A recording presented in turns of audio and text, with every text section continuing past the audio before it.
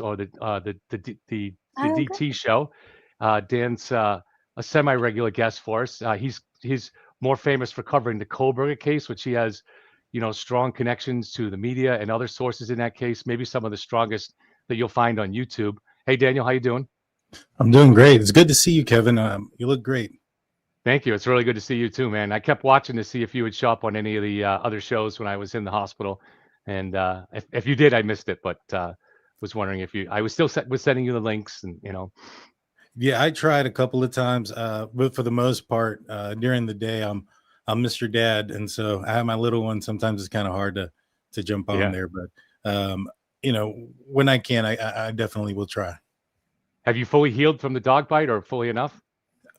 Fully enough. The wound is Yeah. finally closed. I'm just working on movement now on my hand, and so Right.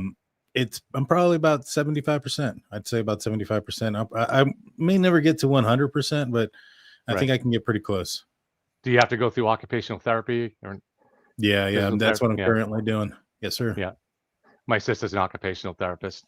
All right. So let me also bring in. This is not a new voice to me, and not a new voice to some of the people on the channel, but she's never been on a show before. And I call her the Yellow Cottage Tales legal counsel. And so she's going to go by the name Red Sky today. It's just, it's important for a lot of people for various reasons, family and stuff, to remain anonymous. But I talk to her frequently on the phone. She is a former practicing trial attorney, and she has a brilliant mind, and she'll be a missing element for us here because we don't have anybody here on the panel that is a lawyer. So her former legal experience, and like I said, I've talked to her many times on the phone, and I found her very helpful and insightful and sometimes brilliant.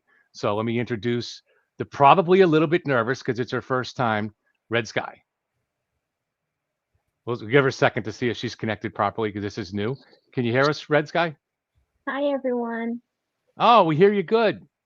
Oh, good. It's a We pleasure hear you to very be well. here. Thank you so much for having me tonight, Kevin. It's a pleasure to be here. I'm a really big fan of everyone here. So I'm not sure if it's just the way I'm hearing it, but if there's a way to turn your mic up a little bit, Red Sky, do it. Are you guys hearing her down a little bit, or? Is this a little better? bit. I don't want to shout at anybody, so I just wanted to keep my voice down. You can shout at us. Don't worry. Okay. We can take it.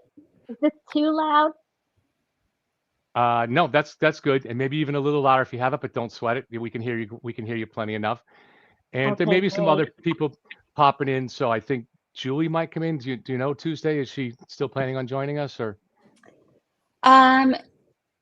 You know what? I think she was, and then she got sidetracked with something. So it'll be a surprise Okay. if And she comes. okay. And then John DePetro might pop in depending on if his schedule allows. So, but we got a great panel to discuss things here, and we want to hear from the voices that we hear a little bit less from. We hear from me and Kate all the time, so we'll be here to just kind of pick up the slack if something goes wrong. But we want to hear from Tuesday and Jen and Red and Dan. So let's just start with, and then it'll be freewheeling after this. And me and Kate will occasionally have a question, something that's on our mind. But Tuesday, I think what you wanted to talk about was the absurd theories, the absurd conspiracy theories. I guess just by the defense that's putting out there, right? Do you want to get us started with that, or? Yeah. So what I thought would be kind of interesting and fun to do, a little bit more lighthearted, hopefully, but I was thinking about how it's the famous quote that extraordinary claims require extraordinary evidence. Yeah. And this is a perfect case for that because we have an either or situation, right? Either the drunk driver did actually reverse into the man that she quote unquote fucking hates, and or she was framed and they were able to point a bunch of evidence at her.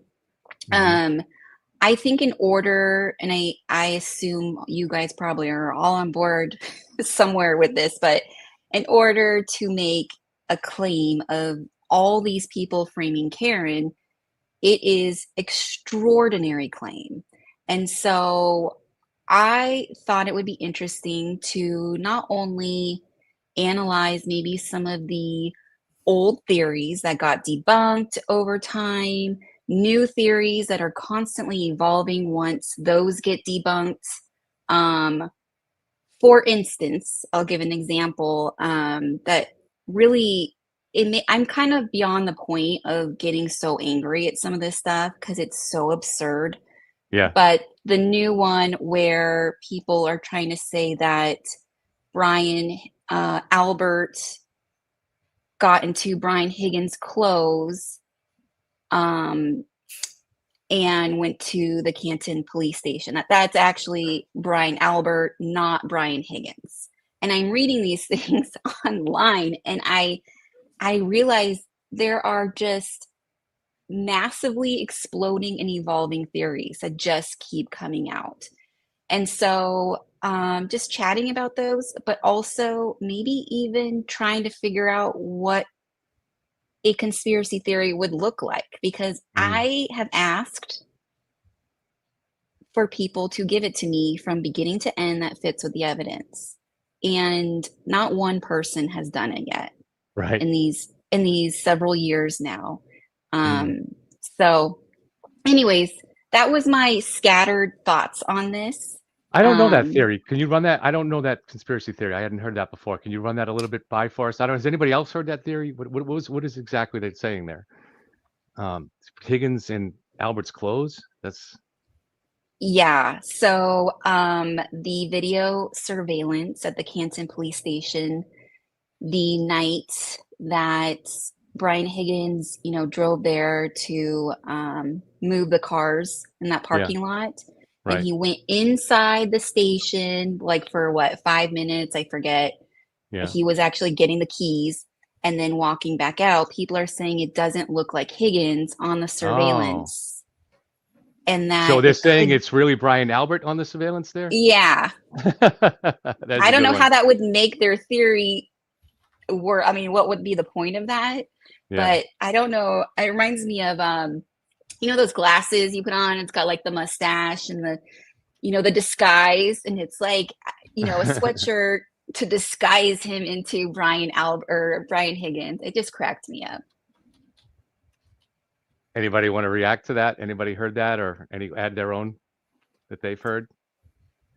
I've not heard that one at all. That's the first time. I did see that one. I think it's like, just they have to continue to one up each other with these crazy theories. It's the only way that they can get any attention, right? Mm-hmm. And there's a lot of sunk cost fallacy, I think, going on right now. So, because it doesn't make any sense. I think the only person they've been able to draw, I hate to even say that they have, because they really haven't, but the only person that has anything that would even resemble a little bit of a plausible motive in theory would be Brian Higgins, and he doesn't for several reasons, glaring reasons, from the texts to to Karen's data. Obviously Brian Higgins didn't do anything wrong, but Brian Albert, they haven't been able to draw out one like thread of a motive for him at all. Jen, and this is Jen Koffernaffer from Breaking the Case with Jen Koffernaffer. If anybody wants, please check her and go subscribe to her channel. Jen, are you hearing these kind of crazy theories in other cases too that you've been involved with, either as an investigator or just covering? Certainly covering. I mean, craziness in the Bryan Kohberger case. I'm so afraid that the FKR pink shirts are going to come over to that afterwards, just to continue with their thrive, the way they thrive on just this whole conspiracy nut job approach to cases. But yeah, I hear them, and honestly, they just go in one ear and out the other. I try not to get distracted by them. I did do a post a day, kind of the top 10, just inherently. And somebody said, you don't even know what inherent means. Like pretty much using the word the way I mean it. But it's so hard when you've chased facts for 30 plus years and you're still chasing facts. And I really think this is part of it was a lot of the YouTube lawyers Mm. is know the law and they don't know the facts. And it doesn't behoove them to know them because they want the FKR cult to jump their numbers. And so they just ride the train with fallacy. And for me, I just shake my head and move on. Such a great point. And one of the things I was talking about with somebody this morning is how, so when early on in this case, so I'd say almost a year before I was ever going on court TV and reading this conspiracy theory put out by the defense through Turtle Boy, you know, I don't come from a background of law enforcement, forensic data. I've never taken a criminology course, you know, and so what I want is experts to explain these things to me, and I didn't know where to turn, and so I initially did try out court TV, and what I found was they were getting in experts that had a name. They had built their name on some other case. Maybe they had been a prosecutor related to murder or some other case. But these people would come on and talk about the Karen Reed case. They were brought on because of their name, because of what they were attached to. And they came on because of the exposure that it gave them. But they clearly knew nothing about the case. They hadn't researched any of the evidence. And so the commentary that I tended to get was, I found to be useless. But not only that, I wondered if, because a lot of these people are trying to get their name out there, they're probably defense attorneys at this point in their career. And so there's an inclination to try to lean towards establishing yourself as pro-defendant. Are you guys, does that make sense to you guys? So they kind of are already slanting towards Karen, just kind of for their own selfish reasons. Well, I think most of them are defense attorneys that are speaking up. I mean, Right. you find defense attorneys a dime a dozen. And I think a lot of them, I mean, say a lot of them, but there's a good portion of them that are very vocal, that kind of use their law degree as a form of authority, which, you know, it's great to have a law degree. We need lawyers. We need to seek their legal advice in many areas, but we need to remember that a moral compass does not come with a law degree.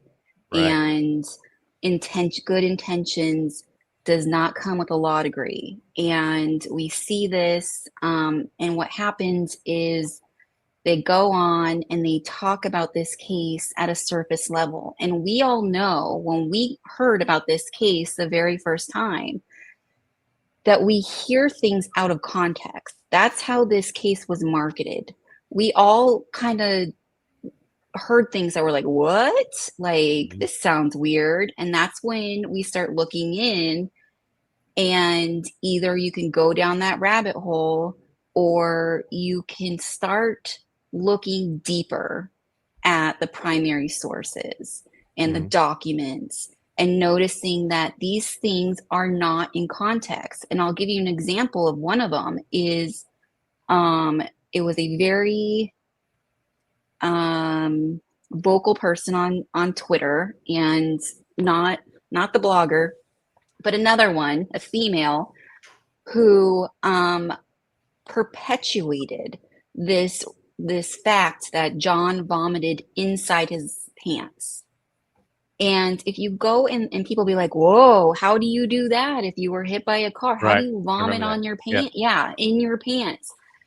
And I remember thinking, like, that's a good question. And I went to the document and I looked, and that's not what the document says. It said the clothes it named all the items of clothes, and they were saturated in fluid. They were saturated in vomit and blood and water because he was under snow for hours. Right. You know, and water dilutes, water spreads, clothing absorbs. I mean, this is like 6th grade science here that I want to knock my head on the wall. And this is, I think you're talking about, well, I guess you weren't comfortable saying her name, but ML. Oh. And she's perpetuated nothing. Oh, okay. Because she was talking about that a lot too, and also perpetuating the idea of the missing shoe, the switched socks, and missing shoelaces, missing baseball card, all that stuff that it proved out to be false. and she has not that I know of, has ever corrected or learned anything from it. So I just want to also say welcome to Matt. Thank you, the OG, for being here. And this program was Tuesday's Gazette's idea, and she's looking for more humor, so that's why we need you. And the topic the topic that we want, not to put pressure on you, but No pressure.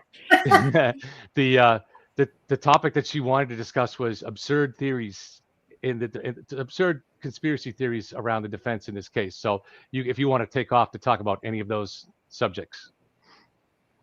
I mean, there's enough of them. So I heard one, the reason that, this is a wild one, but I'm hearing like a lot of people that are just picking up the case now. I was scrolling through TikTok, and there's just more and more people that are picking up that are saying things that have been debunked for years. Like, oh, well, the judge has a beach house that she rents to all these people, and she knows all the people in the house. I'm like, that's coming back again. But to talk about the vomit in the underwear, there was a theory that, Chloe attacked him as soon as he got out of the car, and Karen saw this, and she, as she was pulling away, and she put the car into reverse to kind of save him from the dog, and she hit the dog, and the dog took the phone and ran up and down the stairs with it in its mouth, or swallowed it or something. And that's the flights of stairs. And she was so drunk that she just drove away and left John there. And the dog threw up the phone on his waistband, and then he rolled over, and the phone was under him. Wait, is that real? Yeah, yes. You didn't just make that. I thought you didn't just ad-lib that right now. That's a lot of detail. So we're one step away from aliens.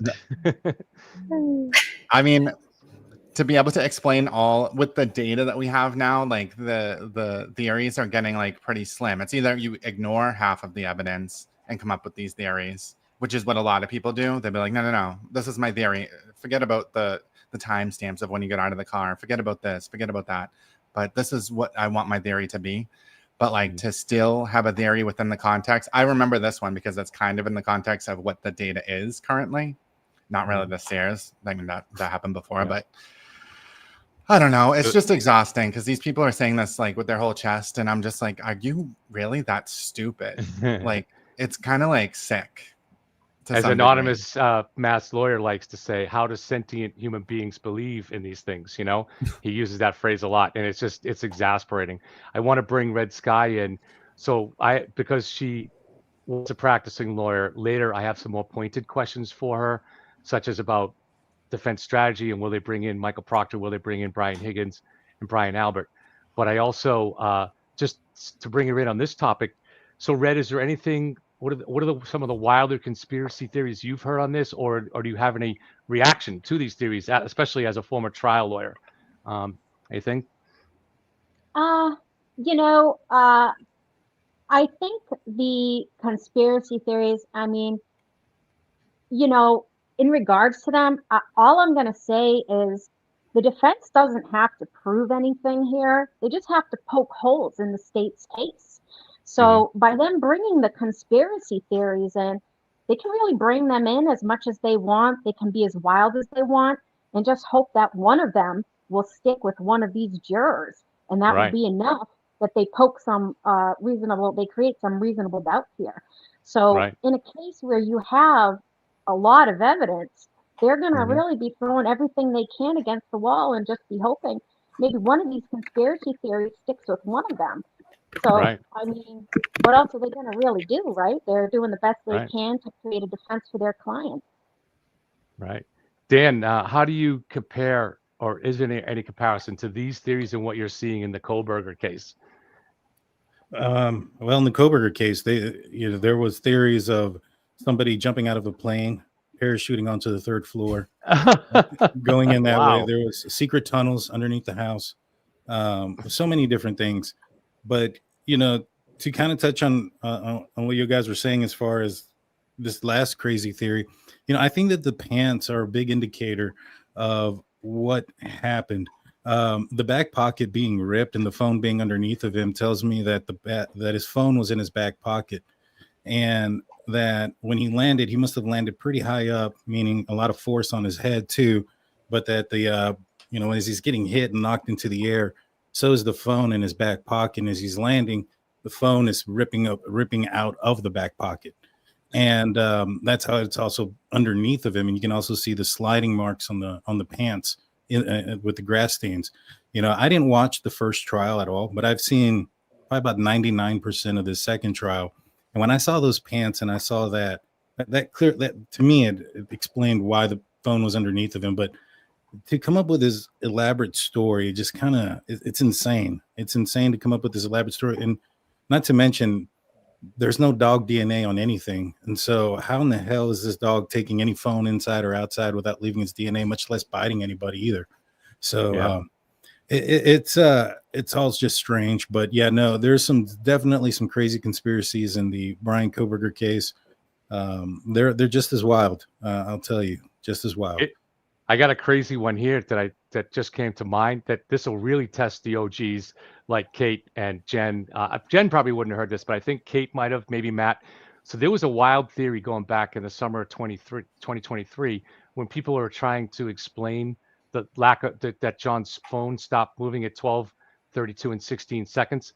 And somebody came up with this weird idea, but it was being circulated that the killers slingshotted John O'Keefe from the house to where he landed on the lawn. Did you guys remember hearing that? I never Oh, heard that one. yeah. It was out of Brian's window, right? Yeah. Yeah. What? Yeah. Yeah. Wow. Mhm. Yeah. You know what's ironic that I think is worth mentioning here is that the defense's own theory of a conspiracy kind of would have to include Karen. Because if their conspiracy is that Higgins was somehow jealous, the text well, the one that, murderers say, and he decides that he wants to bring John back to Brian Albert's house and rough him up a bit, they invite Karen too.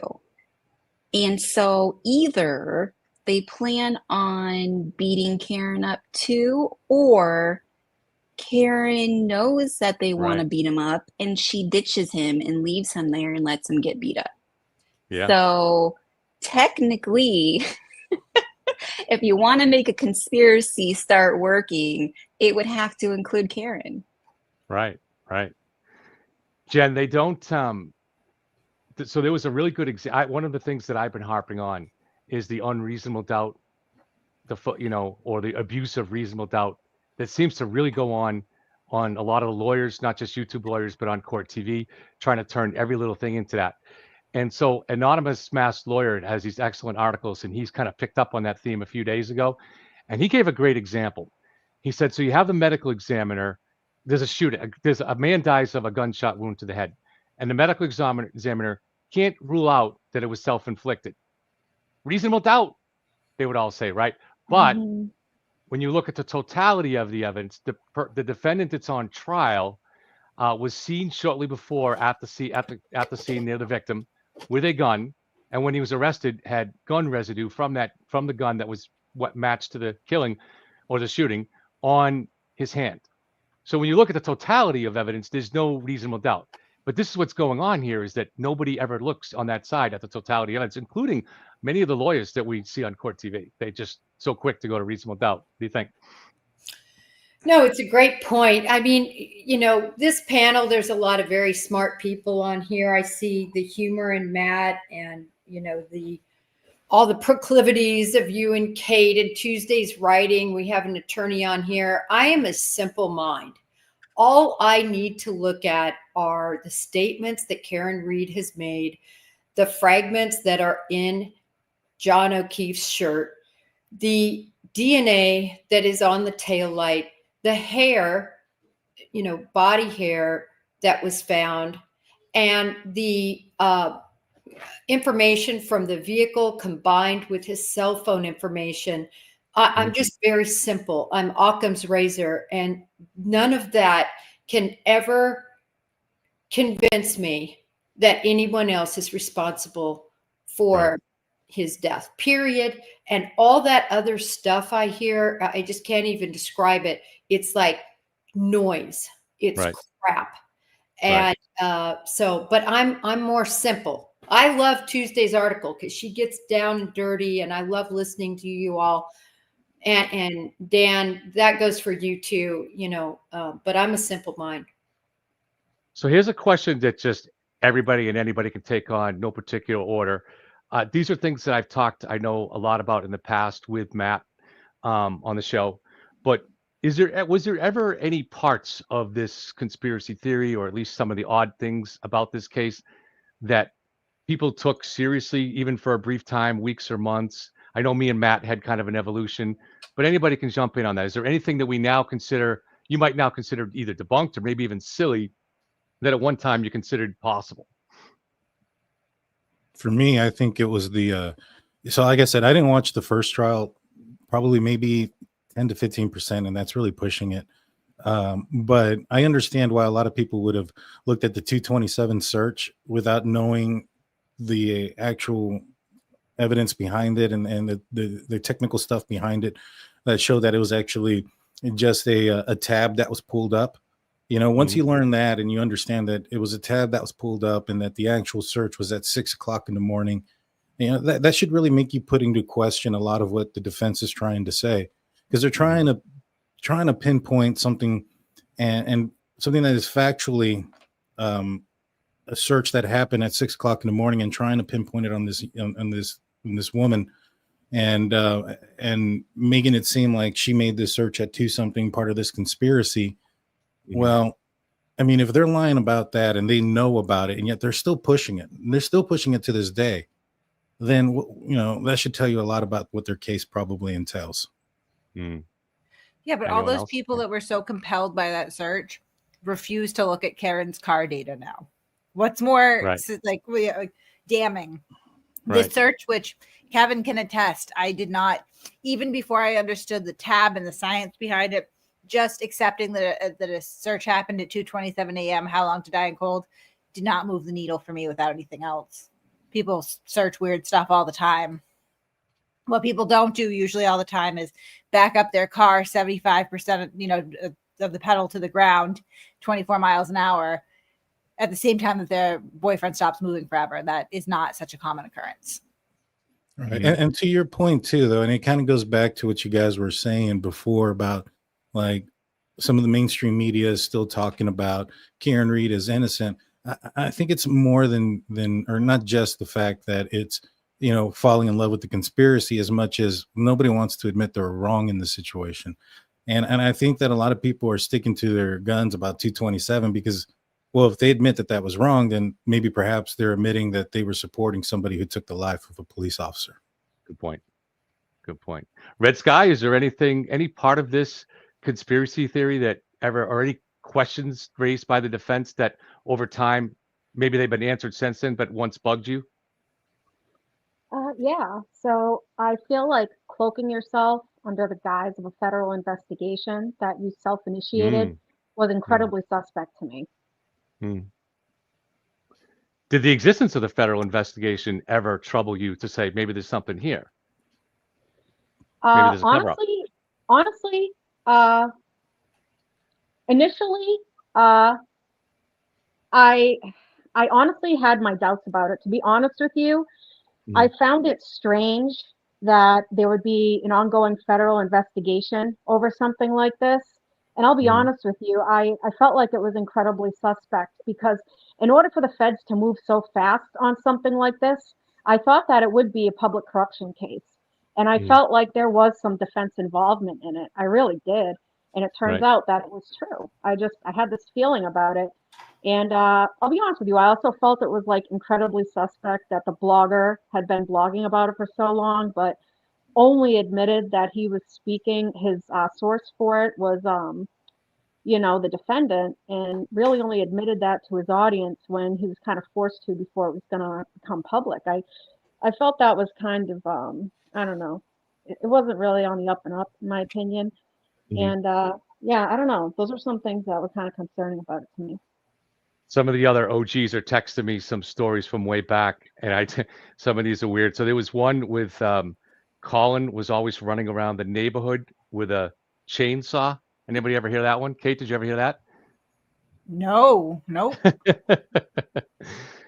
And this other one I can attest to. So this is a stranger one too that I heard when I went to Dedham last year, and this was that I don't usually repeat this in the show because you never know when someone's going to believe it or take it seriously, and it's unfair to the people. But it's so absurd. Maybe I can say it because I think hopefully Bryan Albert would laugh about this. But they were telling me that, and then I did actually confirm this. Not that it happened, but that the legend's been around for a while. That Bryan Albert had one time, nothing to do with this case, gone into like a mobile gas station, convenience store type thing, and there was a little foreign clerk there that whatever gave him the wrong change or he had some kind of issue with him. And Bryan reached over the counter, grabbed the guy, dragged him into his car, and the little guy was never seen again. Yes, he kidnapped him. Yeah, I heard that one. That's bananas. Yes. I know. You have heard that one, yeah. And I actually, so when I was writing the book, I came to my own theory that the Karen Reed conspiracy, that the Karen Reed third-party culprit conspiracy theory evolved organically on the ground before Karen was arrested as kind of an urban legend. And I was able to prove that very quickly. And so we got some texts for right before Karen was arrested, the day before. So John died Saturday and Karen was arrested on Tuesday. And no offense, Tuesday. And so on Monday, this text went around that was saying that, and I got screenshots of it. And what it said was it was actually, I think it was posted in a Facebook group, like one of the Canton Facebook groups. And what it said was that that John was beat up inside the house by Bryan Albert, a federal agent, and and Bryan's nephew. I think it said he was beat up with a baseball bat, if I remember right. But the third part of it, that same person told that story about Bryan stealing the convenience store worker and the guy disappearing. So those urban legend stuff were already there, like very early on, right out of the gate. Sorry to leave you hanging. I don't know if anybody wants to comment on that. Tuesday, you got anything to compete with that Tuesday? I made a list of some of the old theories. Good. Just right before. I mean, not a ton, but I was trying to jot some down. Of course, we had the missing belt, the missing this, the missing that, and that was automatically an assumption that Karen was being framed instead of an alternative idea of, maybe the belt was in the ambulance, like there was other options, right? And then we later found out that the belt was attached to the pants. Right. It's not a big deal. I mean, if you are going to overanalyze things, you are always going to find something. And I correlated this. I wrote an article for the prosecutors podcast and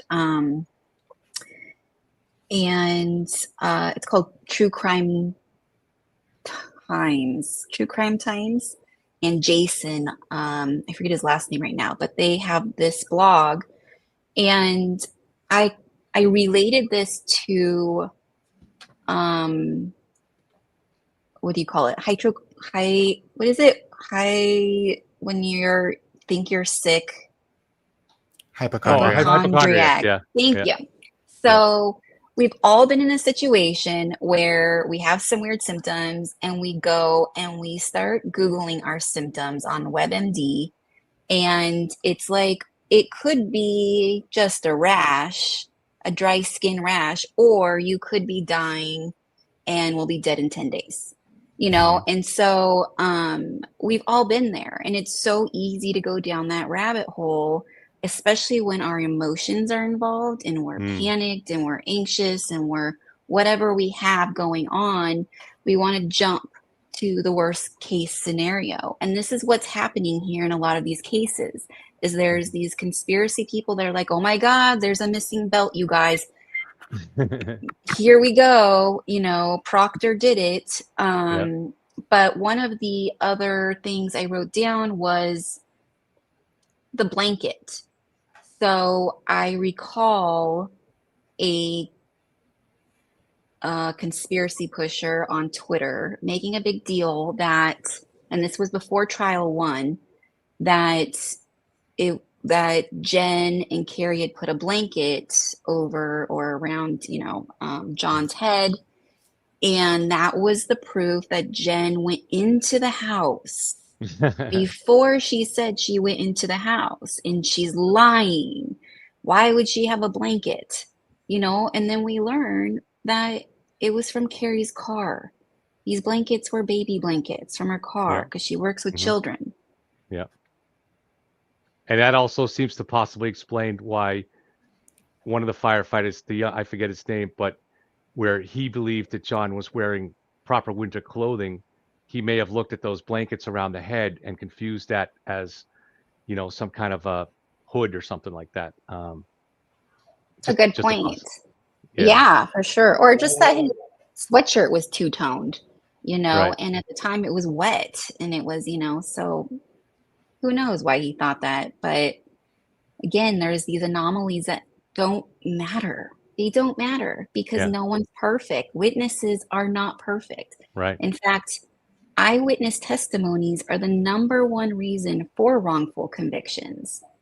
Yep. We want to help. I mean, I truly believe that every witness in this case wants to help. Is their memory perfect? No. Right. Like how many times you look out a window no, I wouldn't be able to tell you guys that. How many times I looked out a window mundanely last night. This is why Jen calls me the bricks and mortar guy, because I'm very dubious about eyewitness testimony that is not backed by other eyewitness testimony or is not closely mirrored by physical facts. So eyewitness testimony is usually, to me, open to multiple interpretations. So it's very difficult to work off. There are some exceptions to that. So an example would be the call to Kerry Roberts, because did Karen really say John's dead and then say maybe he was stuck by a plow? Well, that's corroborated because Kerry then called the police station, and I don't think Hank chose to use it in this trial, but he did in the first trial. She called the hospital. Now, why would she call the hospital if that really kind of confirms that that's exactly what Karen, or something similar to that, is what she said? But and Jen and Kerry is not someone that could possibly have any motive against John. She's pretty much a member of the O'Keefe family. So, but for me, that's why Jen calls me the bricks and mortar guy. I like to stick to those things that aren't so much open to interpretation. Yeah, no. The items I listed off earlier on your previous question, those are all brick and mortar.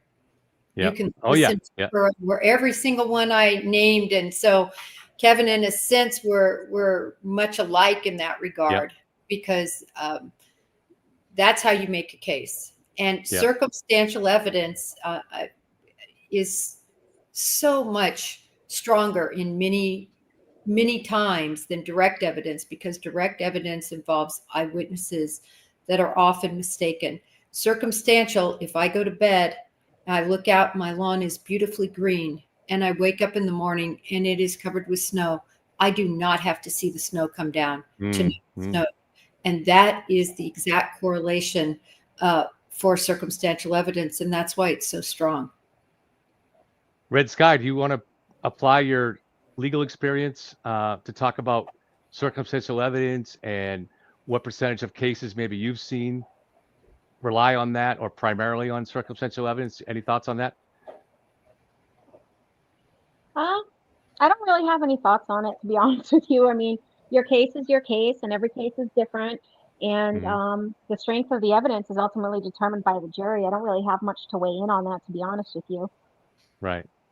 Well, Jen, what percentage of the cases you were involved with involved primarily circumstantial evidence? Most of the cases, primarily circumstantial. I mean, wiretap cases, you could argue, is more direct evidence. And then certainly surveillance that we conducted, where we were the witnesses, that's direct testimony with things we saw and filmed and took photographs of.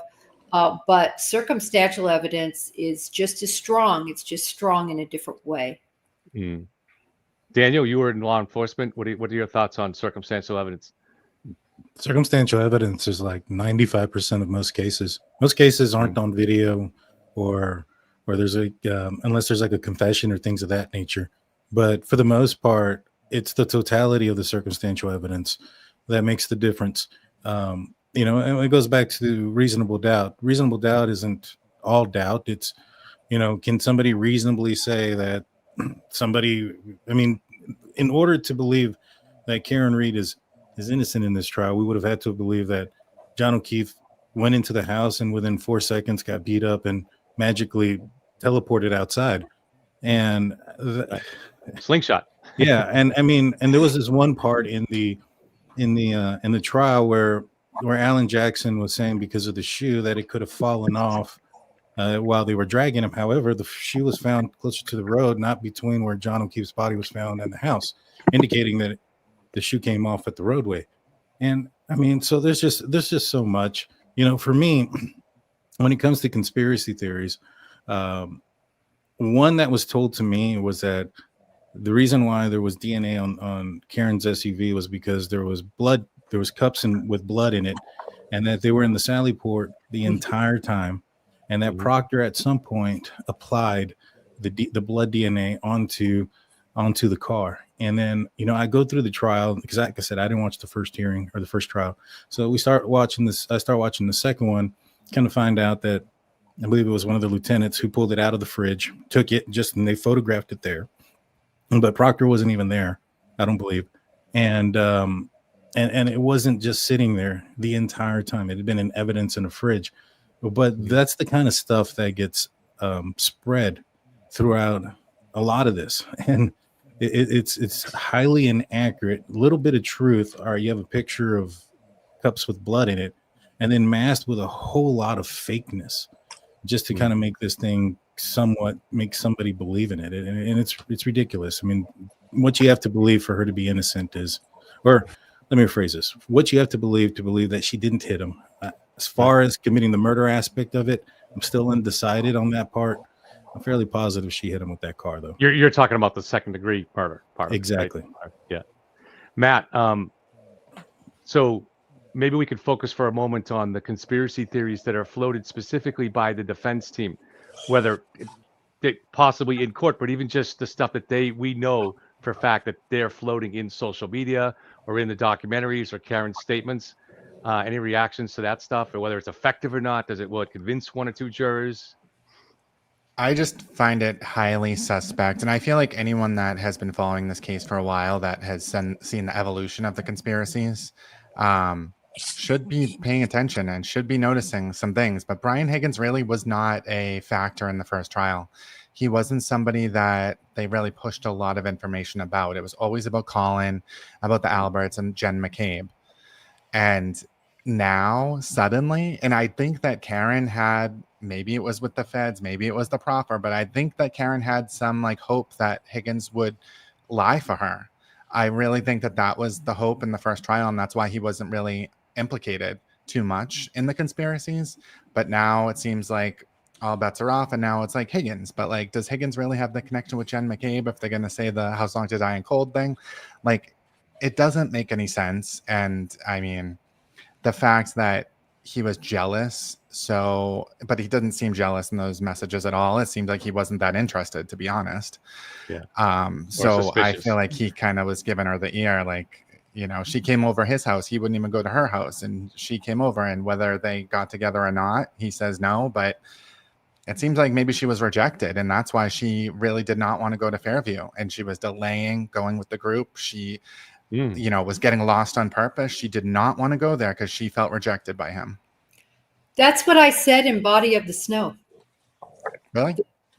On there? That's funny. We think alike. I really believe that. I think that was at least one of the main reasons. It's just kind of the embarrassment and everything with him being there. She saw the car there, and she didn't want any part of it. Interesting. I watched the documentary. I don't remember that, but I hadn't really thought about it until Matt just said it, that possibility that's why she didn't want to go there. But yeah, although I guess we can understand just all the basic, I can understand why she wouldn't want to be at the party with Higgins and John at the same time. So that's the part that I've thought about, but not from the point of view of rejection. I just, it's awkward if you're flirting with Higgins and maybe more. And at the same time, now you're there with John at the same time, and Higgins and John are friends. So yeah, I did think about that. And she's wasted. People don't think clearly when they're wasted. I mean, that was probably even more exacerbated her rejection and uncomfortableness. That's what I think anyway. So I want to ask this question, and hopefully everybody will take this on. I know Kate will have a good answer for this, but I definitely want to get to Red Sky because this goes to the legal aspect of it. So we've all been kind of talking about this at different levels the last week, but what is the defense plan when it comes to assuming the state does not have Proctor or Higgins or Brian Albert testify, and that seems to be the case, what is the defense's strategy? What should their strategy be? What are some of the things that they'll have in mind? If you're ready, Red, we'll go to you first, and if not, we'll go right to Kate, and we'll go around the board. Okay, so yeah, I mean, what they will do, I don't know what they'll do. You know, they have an excellent defense team, excellent attorneys. You know, in my opinion, some of the best in the nation. So what they'll do, I don't know. They're going to do what they deem is best to do. I mean, what would I do? Just me, the little guy. I would not put Proctor, Albert, or Higgins on that stand. If they do that, Brennan is going to be able to cross-examine them. Now, in Massachusetts, okay, they follow the minority rule, okay? You can exceed the scope of direct. So the witness can be cross-examined on any matter that is relevant to the case. The only limitation of the scope of cross-exam is that it should not unfairly prejudice a party, either by being too restrictive or too broad in its line of inquiry. Mass has discretion over subject matters discussed on cross, you know, but the judges may be less likely to sustain an objection to questioning that exceeds the scope of direct exam. So under the minority rule, a party in a court case in Mass can introduce evidence that bolsters their case. So, you know, this is a very dangerous thing if they decide to bring forth these witnesses. This is basically giving Brennan free range in his cross exams. I would be I would have a lot of trepidation in doing this if I were to call these witnesses. I would not want to do that. I mean, if they want to do that, you know, good on them, but I would be very apprehensive about doing that. Let me just continue with Red for a moment, since she's our legal counsel. So drilling down on it, they obviously would want to get in Michael Proctor's text messages. So are they trying to explore other means to get those in? Will the defense have other ways to get them in? And if not, does that force them? I don't know if I missed something, but I thought when they were examining, I hope other people can weigh in, because I don't know if I'm in a fever dream. I thought when they were examining Buchanan, I thought they got a lot of his text messages in. Am I in a fever dream here?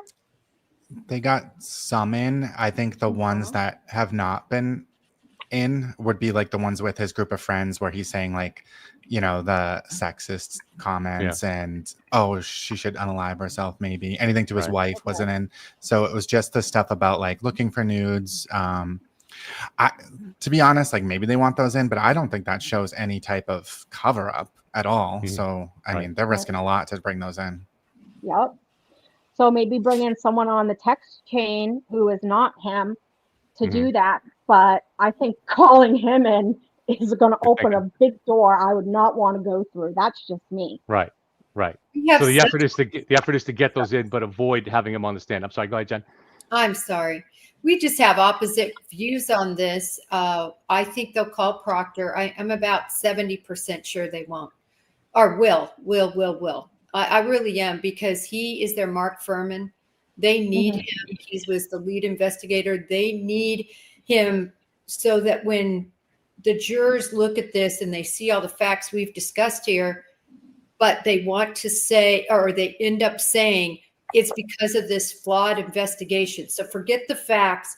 It was the flawed investigation. As you see many people that are sort of neutral on social media, they say, yes, we know she did it. Yes, we see the facts. We agree. But this flawed investigation is why we could never say guilty. And I think that's what the defense will count on, is muddying all that up with him. They're not calling Proctor. Like as of right now, 100%, they are not calling Proctor. It's not speculation. They are not calling Proctor. Right. Summons have already gone out. Yeah, I don't You think say- when you- they've when given you- him the summons.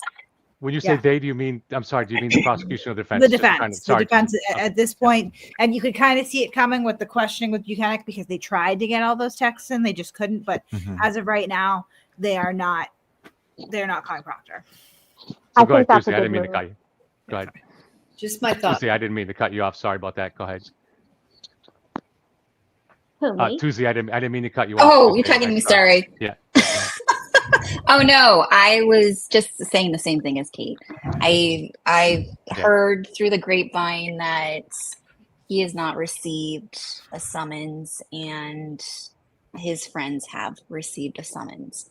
So I've talked to people, who are, in the legal field, and most of them agree that it would be a bad idea for the defense to call Proctor because of, they can only ask a certain type of question on direct, and Hank would basically eat the whole defense alive on cross. Right. So Right. I don't really understand it, to be honest with you. I think they're in a pickle right now, and I think they're sweating, they're flying by the seat of their pants, and they're probably going through, proctors, cousins, sisters, house cleaners, golf instructors, beach photos right now, trying to find something, Right. They want And I to get think- into malfeasance without actually opening him up to any cross, because obviously on cross he could be pretty well rehabilitated, and he's Right. also not a state trooper anymore, so God knows what would come out of his mouth. Oh yeah, Yeah. I think that's a great point. I think so. It sounds like you guys all agree in some version of this, is that they want to get, the defense wants to get in those text messages, but doesn't actually want to get him on the stand, which actually I just want to comment on his performance last year. Outside of those text messages, which he seemed to feel, sincerely contrite for, he actually held up mostly as a witness. He didn't come across as somebody that was lying or planting evidence. So that would be a big, strong argument why the defense doesn't really want him on the stand. And that's before even Hank gets a chance to rehabilitate him on cross. Do you guys agree with that? Or Yeah, I think that he would be pretty easily rehabilitated on cross. And again, like, you can't call your own witness to impeach them, right, Red? right? I'm not mistaken on that. Nope, you're correct. Dan, do you have any? We left you last. I don't remember if we got to Matt on this question too, but do you guys any reaction to this? To me, I'd be surprised if the defense didn't call Proctor, but it sounds like they're not. And you make some valid points to that.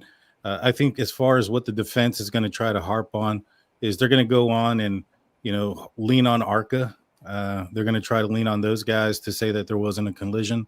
I think that based on what occurred in, Vordeer or something like that, and what the judge said about allowing a very robust cross-examination, I think they're gonna that's not gonna work out for them too well. But they're probably gonna lean on that. They're gonna lean on the fact that, or try to muddy the waters as much as possible. What do you? I wrote something down, but I can't. I don't remember where I put it. But for the for the most part, I think that's what they're gonna lean on, and try to. I mean, I'd be surprised if I guess the goal is going to be to call everybody around Proctor to try to talk about what their experiences was with him. And, but I think the jury is going to wonder as this trial goes on and as the defense goes on, they've heard his name quite a bit. Why isn't he being called? And I don't know if that's a very good advantage point for the state. Matt, if you want to pick up on the Proctor thing, but also you can lead us into the next natural question about Higgins and Albert. Same question. Yeah, I mean, I think that the strategy in this chat trial is a lot different. So Lally's strategy was, you know, debunk everything up front so that when the defense case, when they get to their case, they don't have all this stuff. We can already have it like vetted out. Whereas Brennan is like, I'm not giving you anything. Right. You're going to have nothing. And you are going to have to build your case on your own. And so like, I think the strategy is good. I mean, I think Proctor is a good witness, but if they do bring in his friends to talk about text messages, Brennan can still bring him back on rebuttal. So, you know, he has the advantage of being able to bring him back. And I think, you know, the same thing goes for Higgins and Albert. I mean, I just think that the things that the prosecution is failing on is being clear on some of these items. And if you think about what the jurors said in the first trial, it wasn't about that. They didn't buy the conspiracy, but there were certain things that they weren't clear on. And I think the glass is one that they kind of messed up. And, you know, on his redirect, he didn't get a clear, because that's all I'm hearing is that's not the same glass. That's all that's on the internet. Because it was not a physical match, which means it didn't fit together like a puzzle, but it was an instrumental match. And he didn't really clear that up. And on the chalk that the jury's going to have in the deliberation room, because that testimony is very confusing, all they see is Proctor's name in a column. I don't know why that was allowed by the judge, but this is the judge we're dealing with.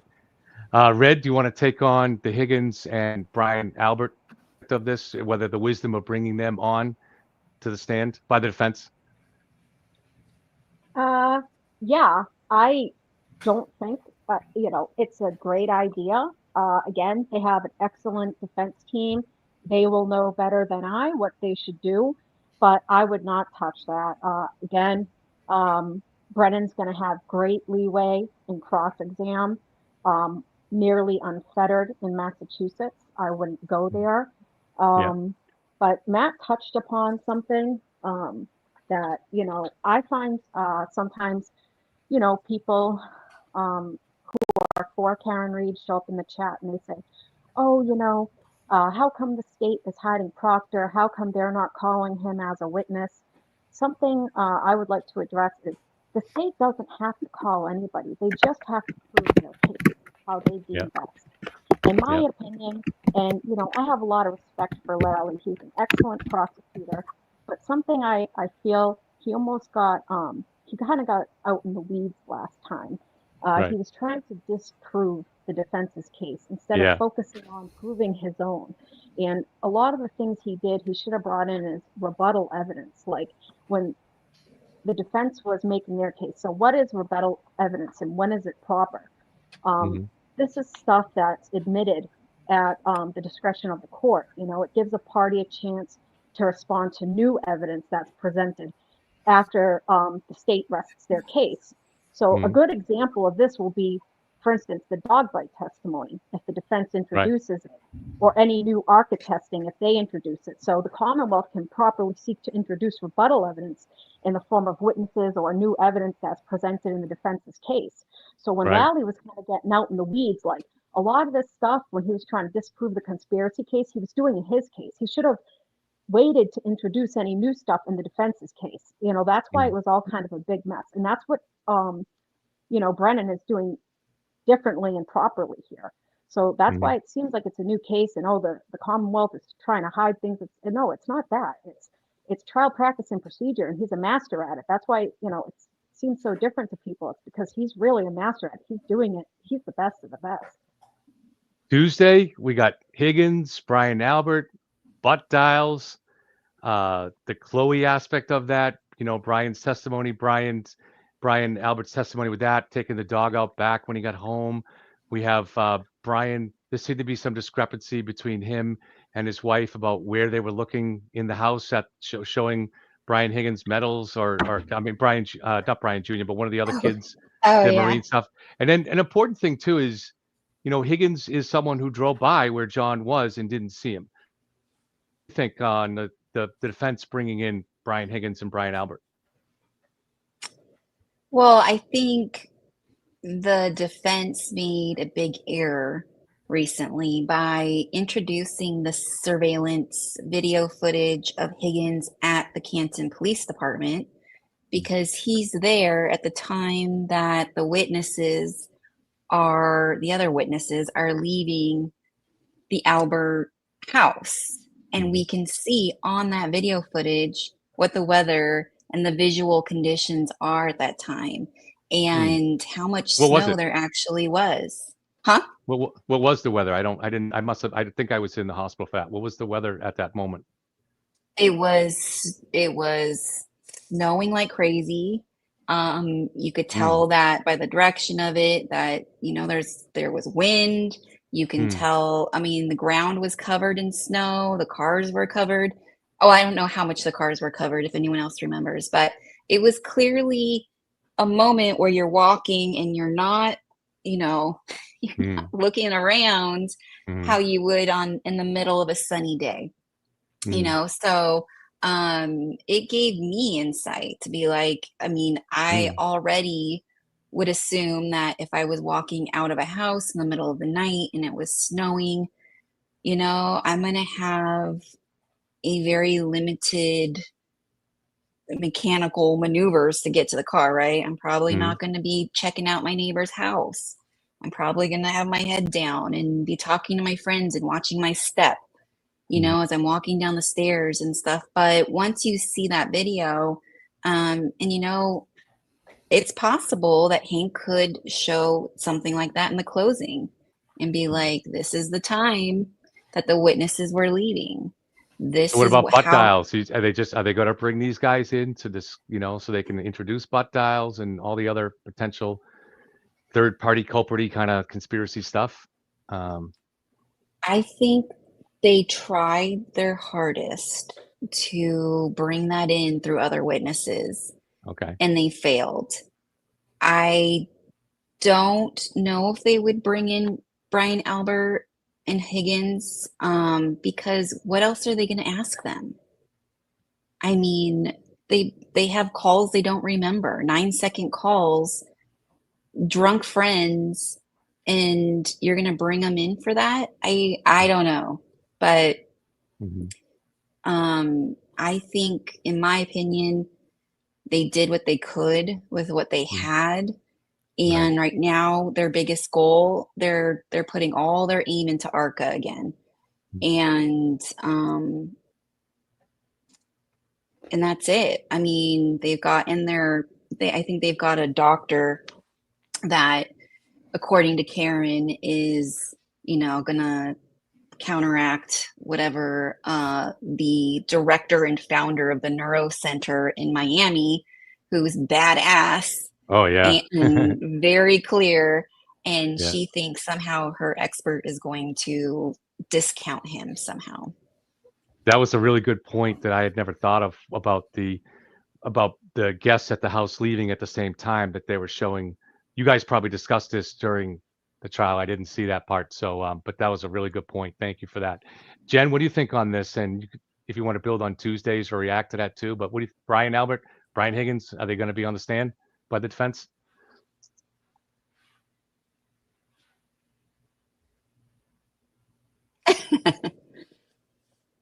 Oh, you're on mute.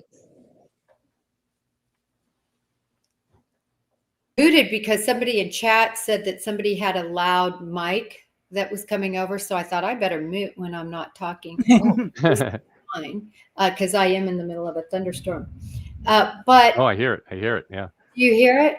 Yeah. I just heard the thunder. So, you know, you have to think what would be the purpose. And correct me if I'm wrong, Red Sky, but they have to, they can present witnesses that would speak to facts and evidence. So there are some parameters there, and we have not heard, at least that I recall, a bottom line by Judge Cannoni in terms of the third-party culprit. Remember, she said it was okay if it sort of comes up in some way organically, but she didn't want it to come out certainly in opening, and she had very strict limitations. So it sort of, I think that's a consideration, but I just don't know what they really bring to the table. I agree that ARCA is the arc of their case. They want to show that there is no way that he was hurt by a car collision. And like I said, to me, what I think could really muddy things up is Proctor, but everybody disagrees with me except for Dan. A teeny bit agrees with me, and Boundless didn't even make a joke about my comment. What do you think, Matt? About Proctor. I mean, Yeah, you can't take Furman out of OJ. How do you take Proctor out of? I don't know. Like, to me, honestly, Proctor comes off to me as just like a goofy frat boy, and I just don't think that is what they want the jury to see. They want the jury to see a boogeyman. I think it's better for the defense to not put him on at all, because he doesn't come off as that. I mean, I know what you're saying, and it really comes down to, I think they're going to want those messages in, because particularly the two messages, one where he says he hopes he offs himself or she offs herself, words to that effect, and then the other one where he uses the C word, and I just think that it's like using the N word. You can't use the C word as a cop, but of course he thought he was talking privately. And but it still makes him look like he would have a motive to otherwise change the direction of a investigation. Believe me, I feel terrible for Proctor, and I truly think that when this is all over, a couple years down the line, he may get his job back, because they have a very poor case, I think, when you look at other people who have said similar things, who have had alcohol on the job, and who have driven their police vehicles with alcohol. In the bureau, you're gone. But in most police departments, you get another chance, another bite at the apple. What do you think, Dan? I mean, didn't you see a lot of people on the local departments do some stupid crap, and they kept their jobs? Yeah, no, I've definitely seen some people do some stupid stuff. However, in this scenario, I'll be honest, the law enforcement officers are held to a higher standard, and so even if he thought he was on private text messages, he really shouldn't have done that. Now, him being an idiot and him doing that, does that mean that there's some sort of conspiracy? I don't think so. I think that somebody can do something wrong. Like, two things can be right at the same time. Somebody could have said something wrong. Somebody could have gotten involved in their emotions. I've often said this before. There was a situation where I arrested a man who had SA'd his daughter and stepdaughter. Both were under the ages of 10. I had some strong words about him after the fact. When people ask me about him, like, hey, how was it? What did it, what was it like when you arrested him? What was the scene like? Just people that were aware of it. And, I called him a POS. I've called him a lot of things. And that's what I feel, and still to this day feel about it. He pled out. And so he's now convicted on the registry. But if you got to look at it from that light. And I think you guys make a point about his appearance. Because I didn't see the first trial. I didn't see him testify. So to me, I don't know what he would say. I'm interested in what he would say.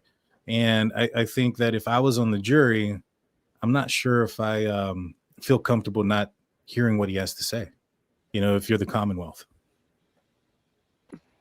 Oh, you don't want to put him on as the Commonwealth. I mean, I know you didn't see the first trial, but it just, it looked really bad. Right. But aren't you kind of like then now stuck with what the defense is claiming of his image without putting him on? Yeah, but there's not a lot of, I think it's so, side story compared to everything else we're hearing and seeing. I hope, Dan, anyway, that I don't think he has at all made the impact that the defense would have wanted, or the impact he made last trial. What do you guys think that watched both? Yeah, I don't think he has at all. Well, they haven't been able to pull much of it out, though, because like they managed to get in the text chain between the troopers there, right? But all they really have out of that is that he called her an artard and made a joke about no nudes yet.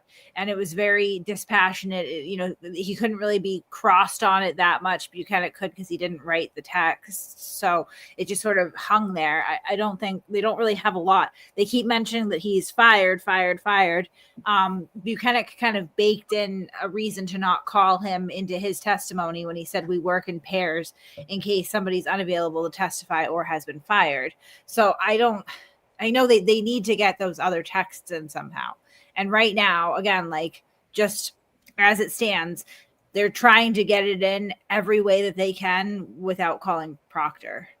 You mean the prosecution? Because that's all. No. The defense. The defense is there. They tried to get it in through Buchanan. They now want to get it in through the friends on the chain. They want to get it in any way that they can without having Proctor be called.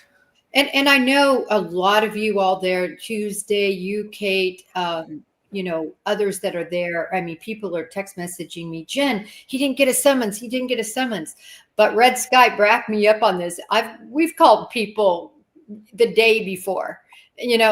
Just because you don't have your summons there, you could still be called in a trial. There's no hard and fast. I'm just saying what I would do is the defense. I think it really boils down to whether or not they can get them in through the friends. Obviously, that's the swing that they're taking first. I don't even know how that would work because it's like, how much can they testify to somebody else's texts? I just had to step away for a moment because the dog. So this is like a story from Daniel's neck of the woods. The dogs were going crazy. So I'm like making sure there's not a problem. They're in the backyard. And what it was is this beautiful golden deer that is right up to the fence.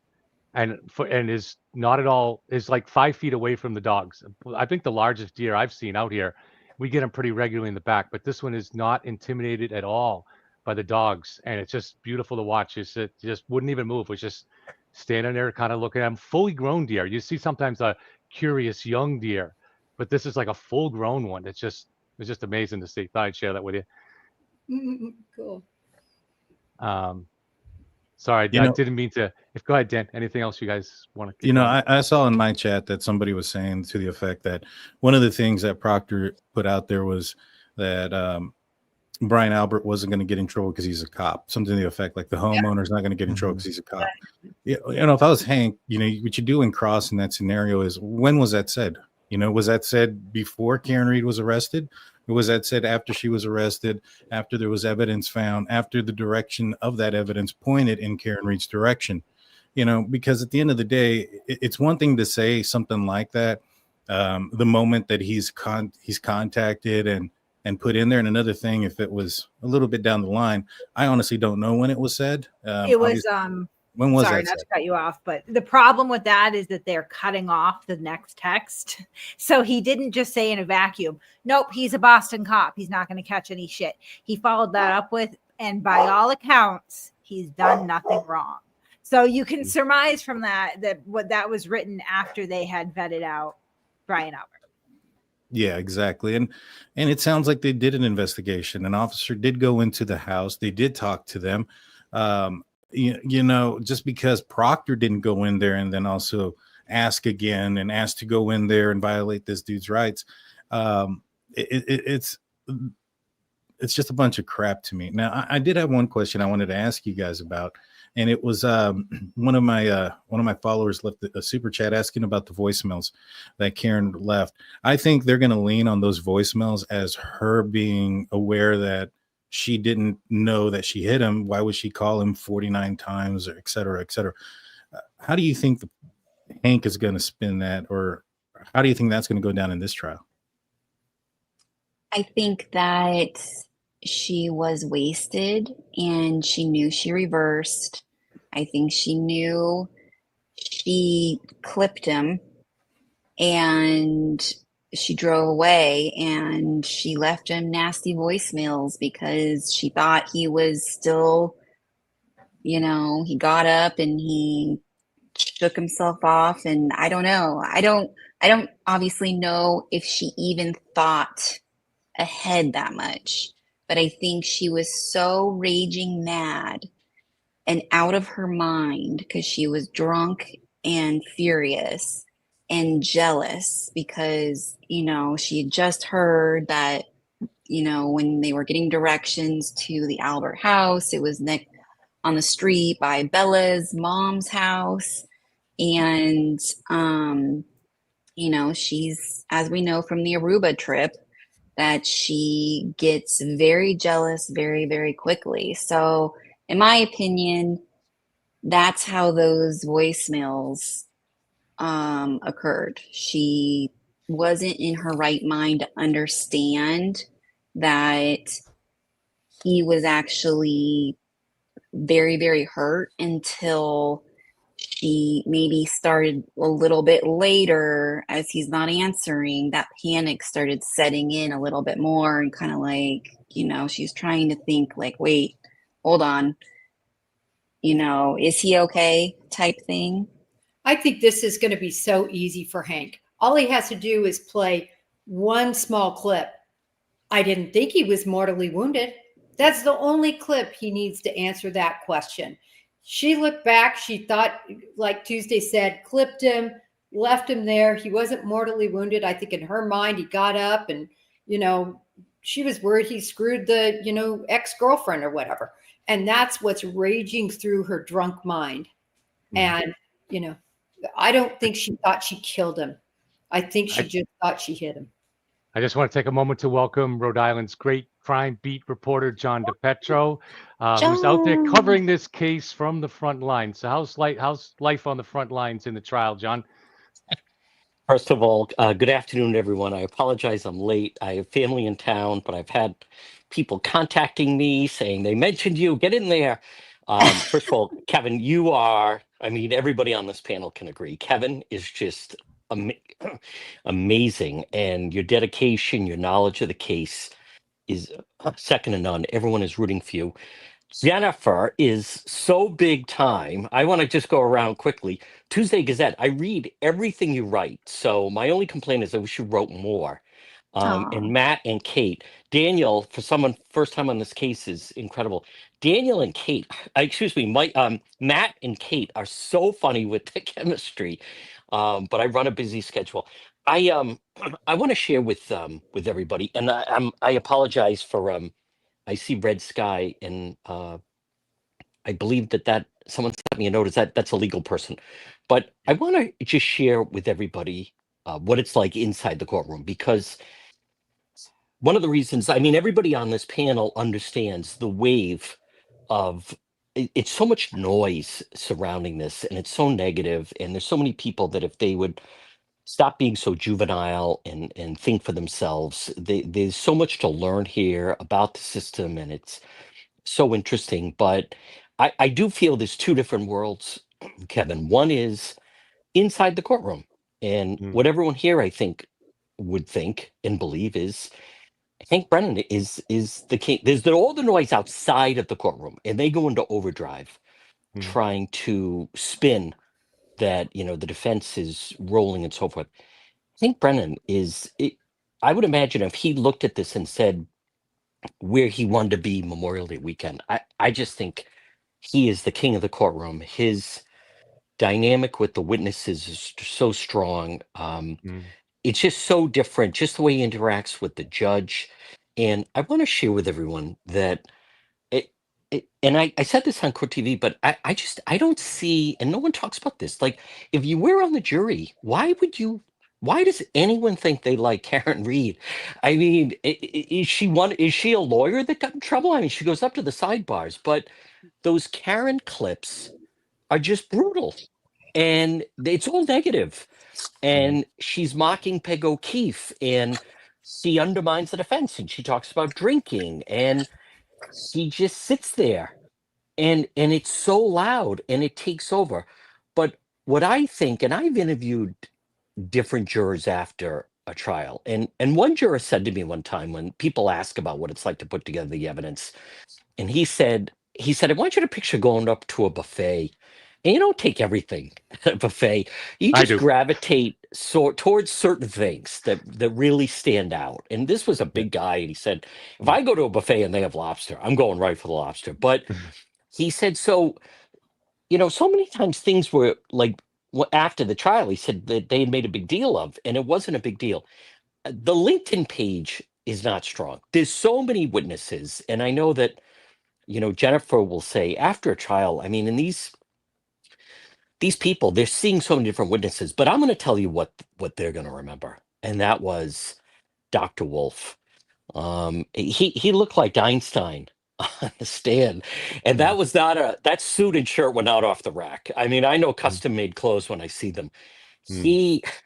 He fit the part of, you know, the white hair and the tan and the way he spoke, Yeah. and Yeah. when he, I mean, the jury will remember when they were feet away from a brain surgeon of all people, and Yeah. the manner he spoke about when he talked about that the brain is so soft and you could put your finger through a brain almost like soft watermelon. What I just find the local Boston media is not capturing, and obviously the defense is not, but he illustrated for everyone without having to say it that she sent him flying, knocking him out of his shoe and propelling him, and he hit the ground on his head very hard, and Yeah. so much that his brain basically bound. I mean, it was terrible to listen to, but the way he talked about death and that we don't die instantly, that it's a Mm. process, and he spoke only the way that a doctor could, and Mm. he owned the courtroom. He Mm. absolutely owned the courtroom, and he and Hank were in such motion. It was just it was a moment. It was very powerful. And he described, forget about this business of the weight bench inside, and they beat him. And then, you know, now they're trying to say, well, maybe he fell downstairs or slipped. This guy practiced, Dr. Wolf practiced in Minneapolis. He knows what it's like if somebody falls shoveling and they hit the back of their head. He, he illustrated a vision, a picture Mm. of John basically being catapulted onto a hard ground, and Mm. what was the result of his head. And when he talked about 95 degrees starts hypothermia, 80 degrees is severe thermia, and the body just starts shutting down. It Right. all just kind of fit. It all fit. And I mean, that is a moment that anyone's in the courtroom, and I'm telling you, that jury, there's several witnesses that you're not going to question. You're not going to question him. The other one was the niece. The niece was extraordinary. The niece reiterated what we heard from Jen McCabe and Kerry Roberts. The niece, you know, sitting there, obviously doesn't like Karen, Mm. um, looking over at her grandmother, Peg O'Keefe, who's just so remarkable in the courtroom, and the jury looks at Peg O'Keefe constantly. Mm. The niece saying, Karen saying, maybe, you know, could I have hit him? Did a plow? It wasn't just some person. I mean, Mm. this what we saw with the niece was the direct result of John O'Keefe not being around, and she was there, Mm. and her looking at her grandmother after that, and that was a really powerful moment, you guys. This business of, I mean, I laugh at some of the media with the Lessie with the friggin' LinkedIn. Like, what are you talking about? I mean, the guy just Oh, had I want to Burgess. ask you about that just to Go stop real ahead. quick, because I wanted to. That's to me, that was crucial testimony, the Burgess testimony, because he is the one that put out the key data that establishes to within a second. Yes, So, what was your sense of that? I don't even know if you were covering that day. What was I your sense of was. the jury's? So, what was the jury's reaction to that? Was he dinged up by Alessi at all? Because, you know, for me, a big factor too is the fact that that was the key data. Did the jury recognize that? And if they did, they would have had an expectation that the job of the defense at that point was to somehow debunk that data, and they seem to make no effort at it. They went after the wrong date, which was Yes. meaningless, and the cover letter stuff. So the CV stuff rather. So what was your impression of the reaction to the jury on that? Was it effective? Any of that You know effective on what, either side? Kevin? I think everyone needs to remember and understand that, and I'm not going to name names, and I'm not trying to get into a, as they say, like a pissing match with anyone. There are some members of the media that want her to be found not guilty because they think it's a better story, because then it Mm. becomes Karen's revenge. The power demonstration he put on of the phone matching up with the Lexus at the 3-point turn. He and Hank Brennan is they just make it so easy to understand. And where they have really drilled down on John's cell phone, of which every one of those jurors has a cell phone, and everyone thinks of, find my iPhone and how we track each other. The cell phone, it's so identifiable for the jury. And that demonstration that Bert just did of the phone and the Lexus matching up, it I mean, it was picture perfect. So my answer is, I think that trumped whatever Alessi was trying to, you didn't update your resume. Right. I'm gonna stick by. I think a lot of those people are not on LinkedIn, and Right. a lot of people aren't, and it had nothing to do with what he had just demonstrated. I don't think it came out like that. I think Hank Brennan, and something I want to point out, and I don't know if anyone else has mentioned this, but when I watch the defense, they're not in a rhythm. Hank's in a rhythm. Yannetti has not made an impression on the jury. He had more of a presence in the first time. AJ, you'd see Jackson would really get in a rhythm as he was tuning up all the different witnesses. No one's in a rhythm.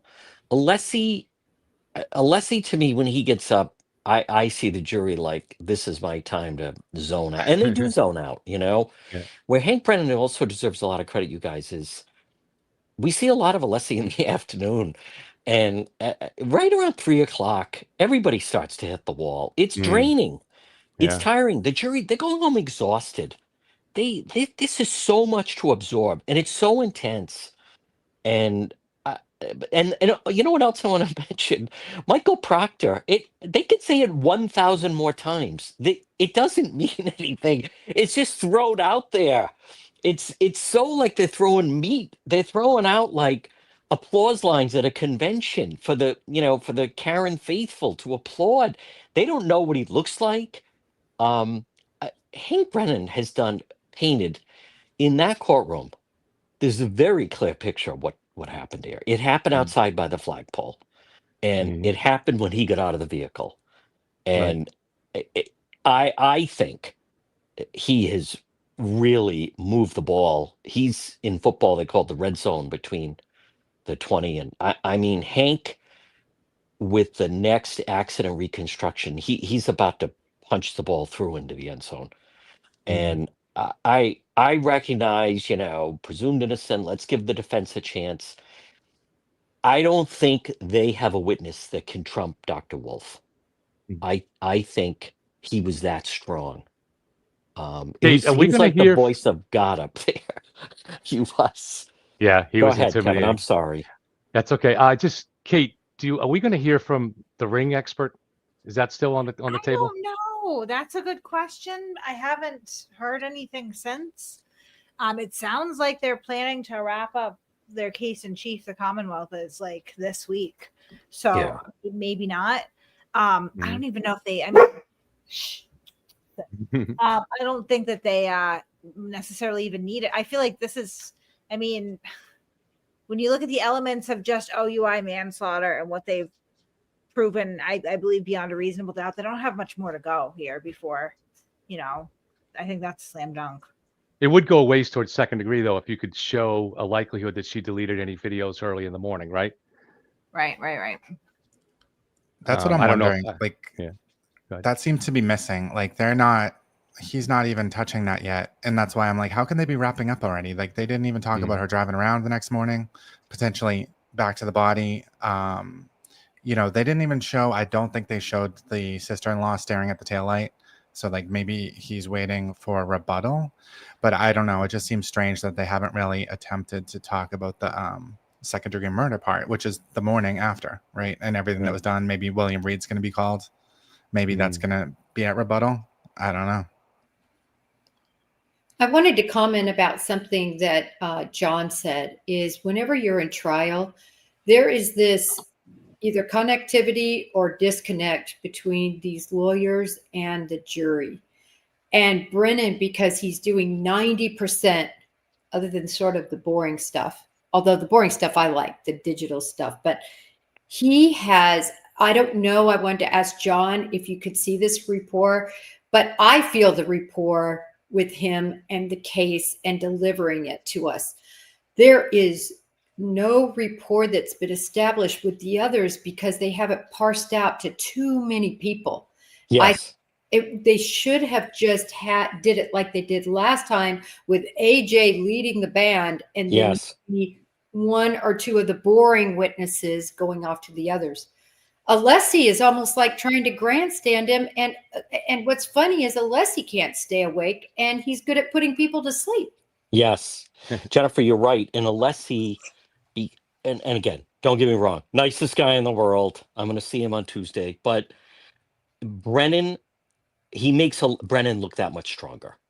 You know, all due respect, same thing with Lally. There's definitely like an A team and a B team, and I get the sense when Lally gets up, I can see people start to drift. When Alessi gets up, people are definitely, if they could, they'd look at their phones when Alessi's up. They can't, but it's not your imagination. Hank is talking. He's talking to the jury. And you know what else he does very effective is when he gets where he needs to be, he sits down. He doesn't waste any time. That's huge. Guy. That's huge. He doesn't waste any time. I mean, as you guys know, there's no perfect case. You know what else I just want to mention about her supporters? They treat it like a board game. They treat it as if, you know, this person said that, therefore, everything they said is thrown out. It doesn't work that way. The Aaron Hernandez trial, I mean, some of the people that got up I've covered trials where they bring people in for witness protection. There's people that are criminals, and it's all just how that these people they just have this false sense of what it's like in dealing with people, and there's so much noise. You guys were all on the right path, but some of the defense attorneys I can't even look at on YouTube, obviously, because it's just, I don't know. You guys know what it's like. People ask, and you try to. Some of her supporters and everything. I tell people, the people that sit on the upper deck at Gillette, you know, if they're yelling, does it really matter to the Patriots? Does that really help them win if the upper deck at Gillette is yelling or they're sitting on their hands? I don't think it factors in. I think it matters me yelling at my TV. That's right.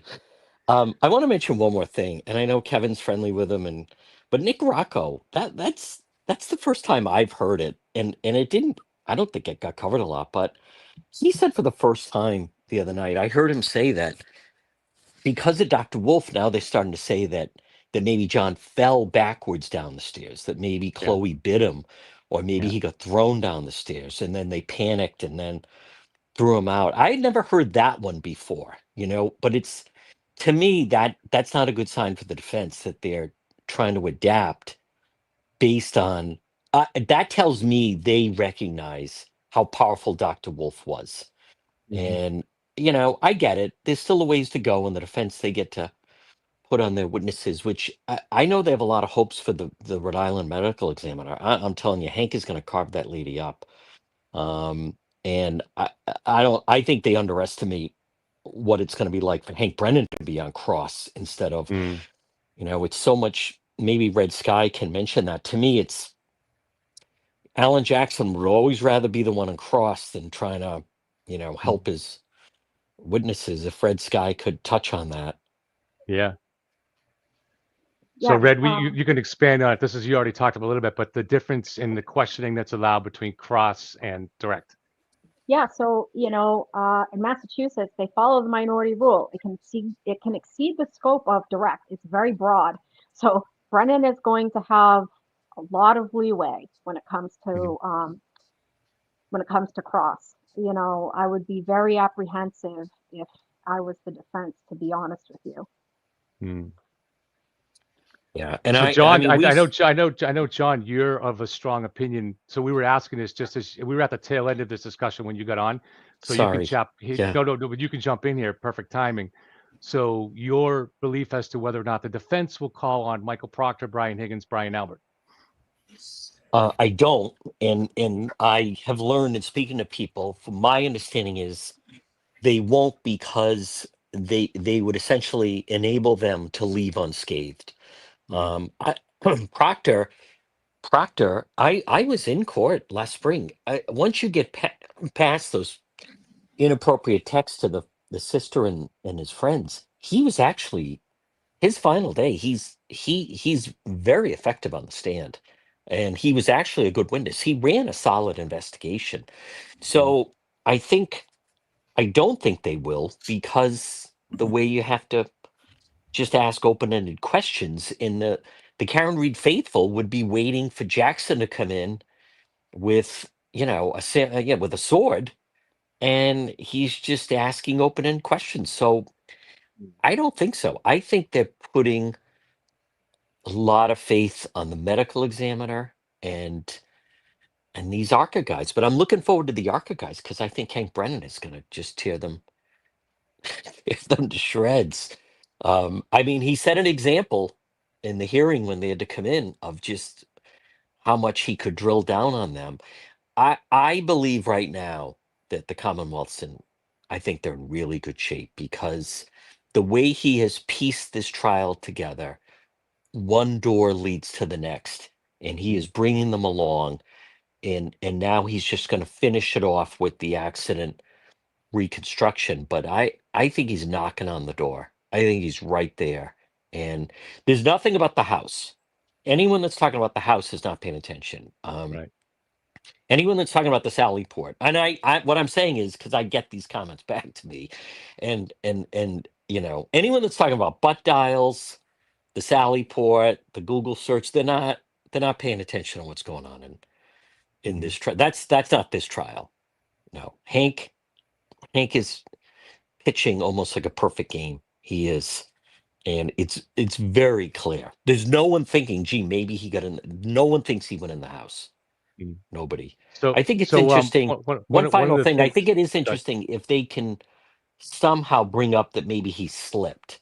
I think that, I don't know how they would do that. I think that is interesting, that somehow maybe he slipped or something. But there's Yeah, but then I you've got think, all the other evidence, John. yes, good It's like point. you can't reconcile a slip and fall with the microscopic pieces of taillight in his Right. clothing, with her Excellent vehicle point. data. And Yep. that's the problem, I think, with Free Karen Reed, is they want to view each witness, each piece of testimony, each piece of evidence in a vacuum, and then work really hard to discredit that one, piece.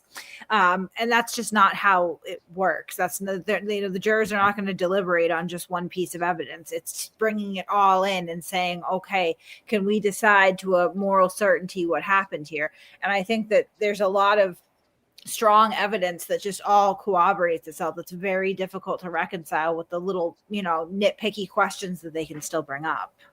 One more thing I just want to mention, and I apologize, everyone. I have family in town, and so I can't stay that long. But I push back on it, and maybe Jennifer Tuesday or someone can weigh in on this. But I push back on this notion that a lot of people say is like, all it takes is one, because again, when I've talked to different jurors, a lot of times it takes a lot for someone to go against the crowd. And a lot of the people that I see there don't seem like the type, like, it would take a lot to stand up to 11 other people. I think a Interesting. regular person thinks they could get in trouble with the judge. They could get in trouble with the sheriffs. I know everyone talks about it only takes one. Right. I think most people are followers. Most people, I've talked to jurors that say, I did have questions, but it went on so long, and I had tickets for the Bruins that night, and I just kind of went along with it. Yeah. It would take a lot if you had 11 people voting one way. It's a special type of individual that would, just be so adamant that they would swim upstream against that. I don't go along with that. Or a stealth juror, which is my Well, that's a good point. That's a good point. So, well, listen, I am fans of everyone here. Kevin is the leader. Again, I do have some people, some family in from out of town, but I will do this again before, obviously, as we enter the new week of the trial. John, you're Well, thank great. you for your insight, John. I hope it was Thank you, helpful. John. So, Great to hear from you as always, all my right. friend. Thanks Kevin, for we're fighting the always good fight, thinking of John. you. All right. Thanks, you guys. Keep it up, Matt. You're hilarious. No, thanks. Matt, one of the things that I wanted to ask you, and then see what John thought of this, but he had to go, was you're very critical of Judge Canoni. So I wonder if I was wondering if so being in the courtroom like John is, do you still feel the same kind of criticism of the judge? I mean, I feel like she is trying to be fair. Like, I know that is her attempt, but I think that she just bends too much to the defense. I think that chalk with Proctor's name in the column under the glass is absolutely ridiculous. He did not collect the glass off the bumper, and now the jury's going to have that in the deliberation room. Like, I just think they're not going to remember the testimony. They're going to have that chalk, and like they're going to say, "Oh, Proctor found that glass," and it's absolutely ridiculous. And like, Red Sky really bothers me. Red Sky, I'll go back to you, Matt, in a sec. Just Red Sky, just to respond to what Matt just said on that, is that up to the prosecution to have pointed that out to the judge? Is that up to the judge to have pointed that out? That is, because I think Matt raises a really good issue on that. I'm sorry, I totally missed that question. I was moving around rooms. Mention it again, Matt, to explain it to her. So the chalk, when they were like cross-examining the woman that examined the glass, they had like a bunch of columns. They had cup knocked off, and they had next to, I think it was piece E that was found in the bumper. They said found by Proctor, and it was just a really weird chart, but he did not find any glass on the bumper. That was collected by Maureen Hartnett, but it's kind of just insinuating that the one piece that matched was found by Proctor. But I just feel like the chalk itself is very misleading, and that evidence was confusing. So the defense somehow got that in there, and I just don't think it should have been allowed in. Yeah, so you know what? Really, I feel like that should have been something that was objected to by the prosecution. And if I'm being honest with you, like, I really appreciate Lally. Don't get me wrong, but I really wish Brennan did that that testimony, because that witness was not, and I don't get me wrong, I don't want to disparage anybody. She was not a very strong witness in the matter that she really needed a lot of direction.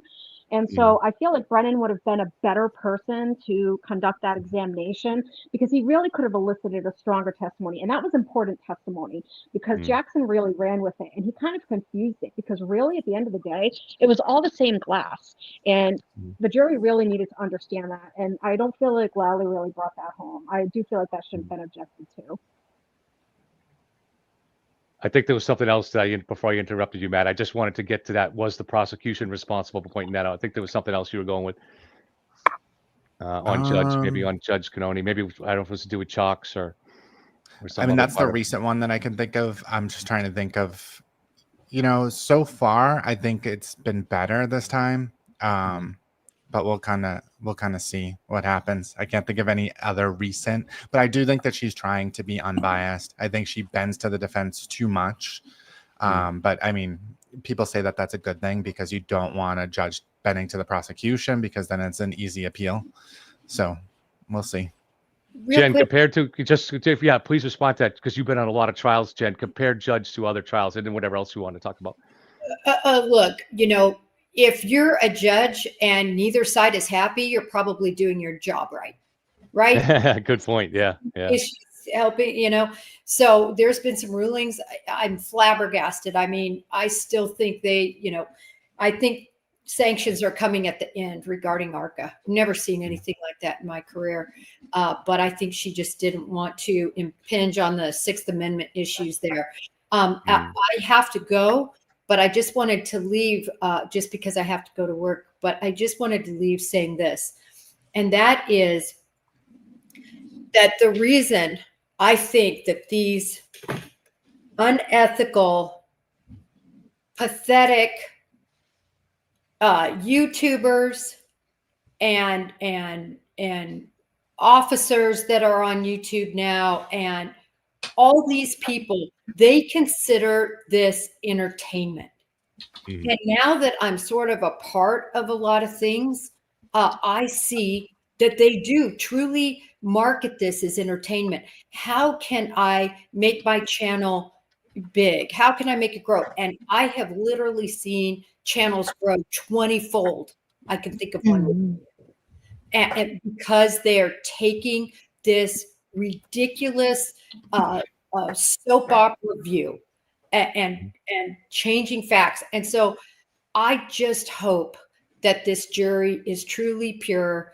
I hope there's no stealth jurors, and I hope justice is served for John O'Keefe, and that people like you, Kevin, and everyone else on this panel that is in it for the right reason. I just hope you guys all keep singing the good song. Thank you, Jen. And there's Bye, no Jen question and that Jimmy. Jen's Bye, channel Jen. breaking the case would be 20 times bigger if she followed the conspiracy theory. There's no question about it. There's no question. Even when one time I wrote, I said, listen, everybody, I'm going to take a second look at this. I'm just going to take a second look. This was last year. And I think that just on my Twitter, just like that, somebody could go look at this, that we're about 200,000 responses. Please just take a look. Please take a look, Jen. Please see our side. And you know what? I did take another look and I saw the same facts. I can't change the facts. So we need, and I think that's the same with all of us. Just think, Matt. Well, we live in a dopamine society. We are quick to want that sensational hit, and that's what we are drawn to, unfortunately. I mean, you're going to want to pick up in, a tabloid faster than you're going to pick up a dictionary, So that is what the problem is that trying to bring the facts of the case, which is actually really I'm trying to see if I can cuss here. Yeah, really fucking boring is, I won't stop you. But it really is. I mean, this is a drunk driver who is angry at her boyfriend and reversed into him, and end of story. And that's boring when you talk about it over and over and over again. But when you bring in these possibilities of, this corrupt system and this poor little girl who is just, wants to be a professor, and she's the underdog, and she barely only had 4, 6, 9, 2 drinks. And, so it sells. And that's the maddening part, is that it's part of human nature to be drawn to that, especially when you're like getting off of work and you're bored, or you're just wanting to like relax. You want mindless television. You want mindless activities a lot of times. And so as viewers, we have to be more intentional about where we're putting our views at, because views are votes. That's really what it comes down to. So, I mean, even if we're viewing really shitty stuff just to see what they're saying, we're voting for them. So I've unsubscribed to a lot of people following this case. Well, let's freestyle. Anything else anybody wants to talk about? Kate's been quiet for a while. Anybody got anything they want to jump in on? Matt or Red Sky? Danny? To me, I think with this case, and a lot of people tell me, did you watch the first trial? You should watch the first trial. You should watch it. And I'm like, no, I don't want to, for one. And two, for me, I guess I was in law enforcement. I didn't look at the outcome of trials to try to figure out if somebody did something or not. I looked at the evidence. And to me, there's some undeniable evidence. You have her vehicle missing pieces of taillight at 5:23 a.m. when she's backing out of John's driveway and then going down the street. I know some people say, well, she tapped his car, but there are 0 red pieces of taillight in the snow. And the pieces of taillights that are missing out of that taillight are significant. It's a large amount of taillight that is missing. And then again at 8 o'clock in the morning, with the Sally Port photo from the, I think there was a image from a dash cam. And so you have those things. You have her words. I think initially she was saying that her and her defense team were saying it was an accident. There was no intent. And then it changed and evolved over time. Her story continuing to change, her words changing, whether she saw him go in or didn't see him go in, those type of things. I looked at the so-called dog bites, and one of the things that I noticed is that every one of John's injuries on his arms are going in the same direction. There's not one that goes vertical up and down. They're all going sideways. That tells me it's all coming from a single event, not a multiple event that would have occurred when you have gotten attacked by multiple people. And so, you know, you look at the main facts and of what had occurred there. The shoe was found at the roadway. There was no blood trail coming from the house. I know some people are saying, well, there was snow. I was like, well, yeah, there was snow, and they were able to collect blood from somewhere. We saw it in the red Solo cups, but yet that area that they collected it from wasn't between John's body and the house. And so, so many things that are undeniable there that, to me, it's obvious she hit him. You know, now whether or not the murder aspect into it, you know, her going in reverse at 24 miles an hour, I think is telling. I think in order for John to be so far up there, I think she may have swerved at him, still clipping him, but swerved in that direction. And he had just got out of the car a few seconds before. That's new evidence, Daniel, that we didn't know before. It came out because of what time the battery cooled off as you get out of the door. So that, and what time he turned on and turned off his phone. So literally, I think you get out of the car, I don't know, maybe 7 seconds or something like that. There's a little estimate, so there's a little possible plus or minus on that, but like say 7 seconds before he hit the phone last moved. Yeah, exactly. And not only that, but the doctor and what he said as far as the raccoon eyes and stuff like that. You know, when my group of folks that watch my channel, they started telling me, hey, look into this. It looks like a dog bite. It looks like that. The first thing I told them was like, no, this looks like somebody hit their head on the ground and their brain bounced. I've seen it. I've seen several people that have died in a very similar manner, whether they got reversed into and they hit the ground on the head, whether they got pushed or somebody slipped in the bathroom and they hit their head on the ground. It doesn't take very much force for that to happen. You know, was it on ground or was it on concrete or what? So it was on dirt. The one that the guy got ran. Yeah. So it was at a dirt driveway. Where somebody pulls in, they got ran over in that one. I've seen a guy with had epilepsy, have a seizure, slip in his bathtub, hit the bathtub, and you know it didn't come to. You know, I've seen somebody get hit by an 18-wheeler and survive. So the you know, I know a lot of people like to try to look at this incident and then they look up accidents and stuff like that and try to compare, but no two are the same. You know, the direction of force, velocity, the person that's being hit. The conditions of the roadway. I mean, there's so many variables that need to be taken into place here to determine what had occurred, and to go in there and say, "Oh no, it couldn't have been an accident because the damage of the vehicle isn't significant." I've seen vehicles have very little signs of an accident and create a lot of damage. And so it's where you get hit, how you get hit. If there's some sort of support there, that's probably why the quarter panel didn't crumple. You know, it's the corner end of the rear end of the vehicle. And so, you know, the tail light braking, I spoke with a homicide detective and we went into this exact scenario here. And the fact that tail light had been on for some time and it was emitting heat in the temperatures that it was in would cause it to break easier. So, yeah, for those that think, oh, well, you know, it takes a lot of force and this, that, and a third. Well, there's a lot of context that needs to come into play. And, you know, I saw the videos, the blizzard aspect of it. A lot of people are expecting a perfect investigation in those type of conditions. I think is outrageous.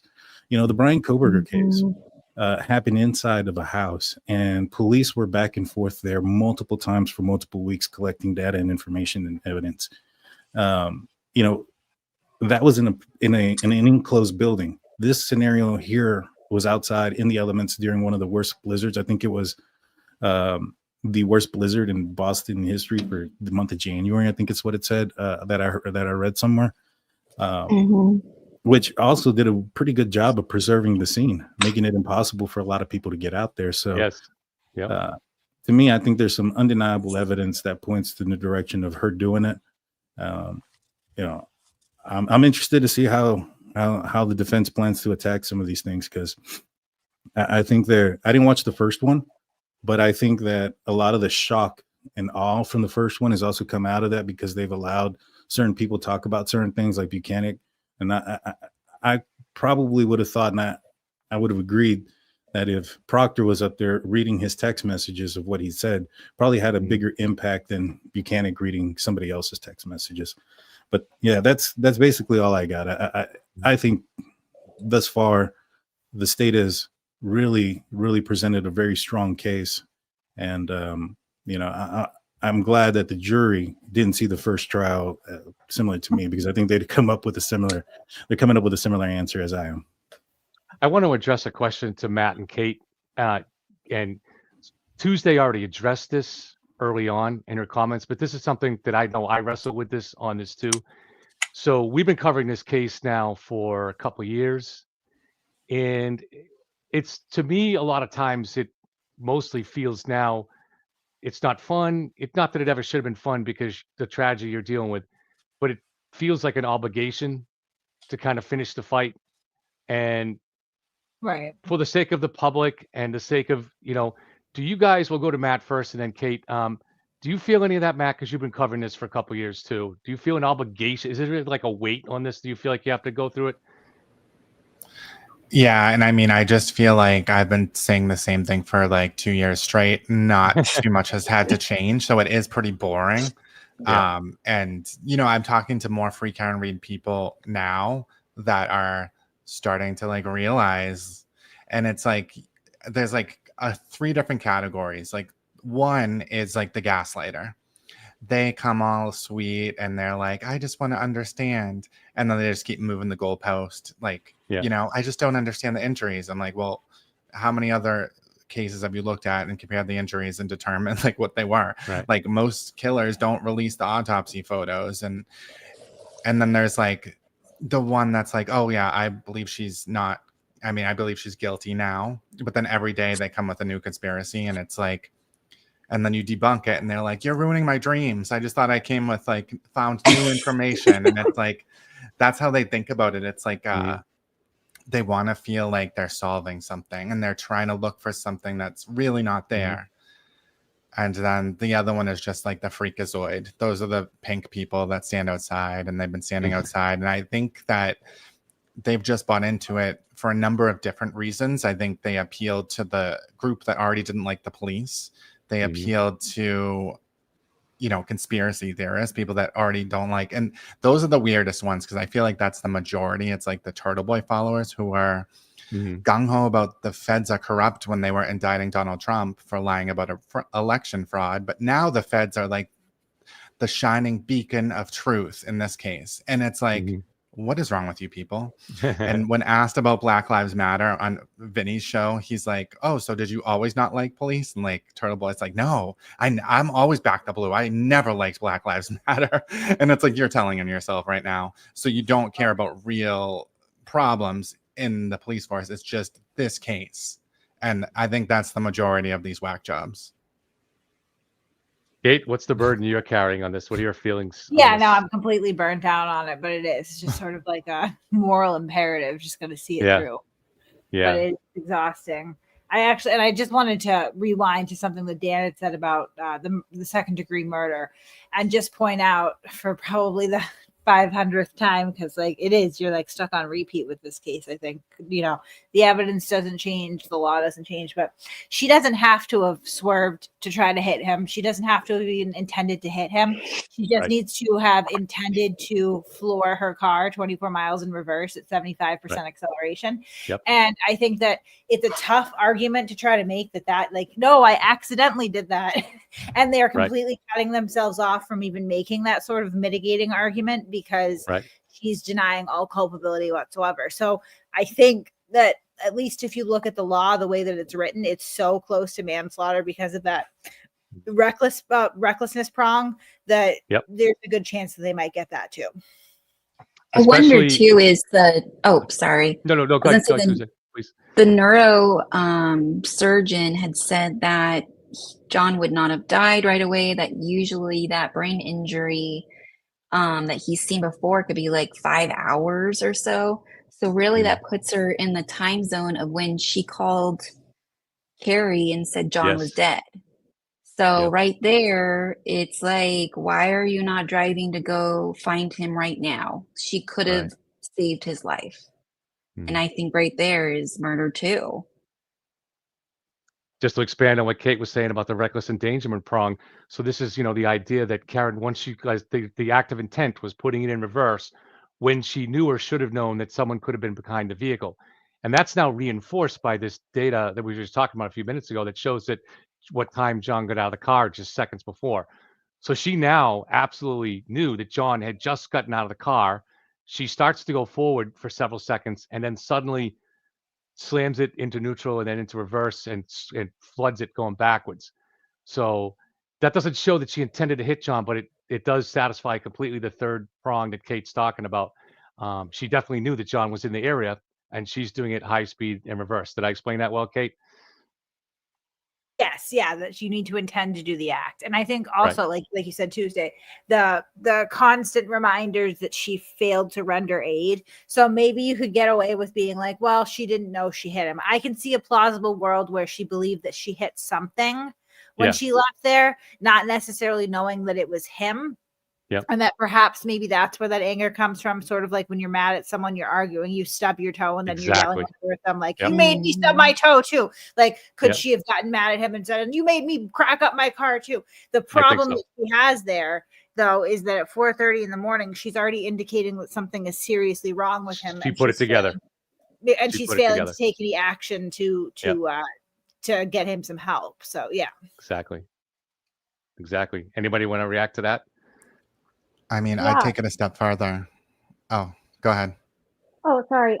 Yeah, I know she said that she was fighting with him, and I can't remember if it was a clip or something she said in an interview, but I really think that that would be part of a strong ending for that, because even like, voluntary manslaughter is a lesser included offense to second-degree murder, and that's a heat of passion crime. So, I mean, I think that would be a really strong ending. Okay. Do you guys want to wrap it up? Or is there anything else? I got time if there's something else you want to go into. No, I think that's the main thing is like he just needs to show that she knew before she arrived. And I think because I personally think that she connected to the Wi-Fi at 12:36. She calls one after the other, after the other, after the other, after the other. She leaves that voicemail, I hate you. She's looking at the damage. But then at 12:41, she has that voicemail where she's parking her car in the garage. She's silent. She's not running around. She's peaceful. And then her phone kind of goes silent for like 20 minutes after that. So I feel like that 12:41 is when she was like, I need to plan an alibi. She also says in another interview, she was blasting U2 on the radio. And she knows that because when she got in the car in the morning, it was still blasting. There's no music in that car when she's parking in the garage. So that's a good point. Did I hear it right? Yeah. I might have missed this. What did she leave the car running after she parked there? And so she didn't turn it off at 12:36. It didn't turn off till 12:41. Did I mishear that? Right. Yep. Right. Yeah. Okay. Because that fits my theory all along on this. That Karen pulled up, didn't have a garage opener because she doesn't live there, so had to go into the house in order to open the door from the inside to drive it in. So maybe she went in and went to the bathroom, but that's been my theory since the last trial. I think she had a code to the garage, if I remember correctly, but she had to get out of the car. Still have to get out, right? Yeah. Yeah.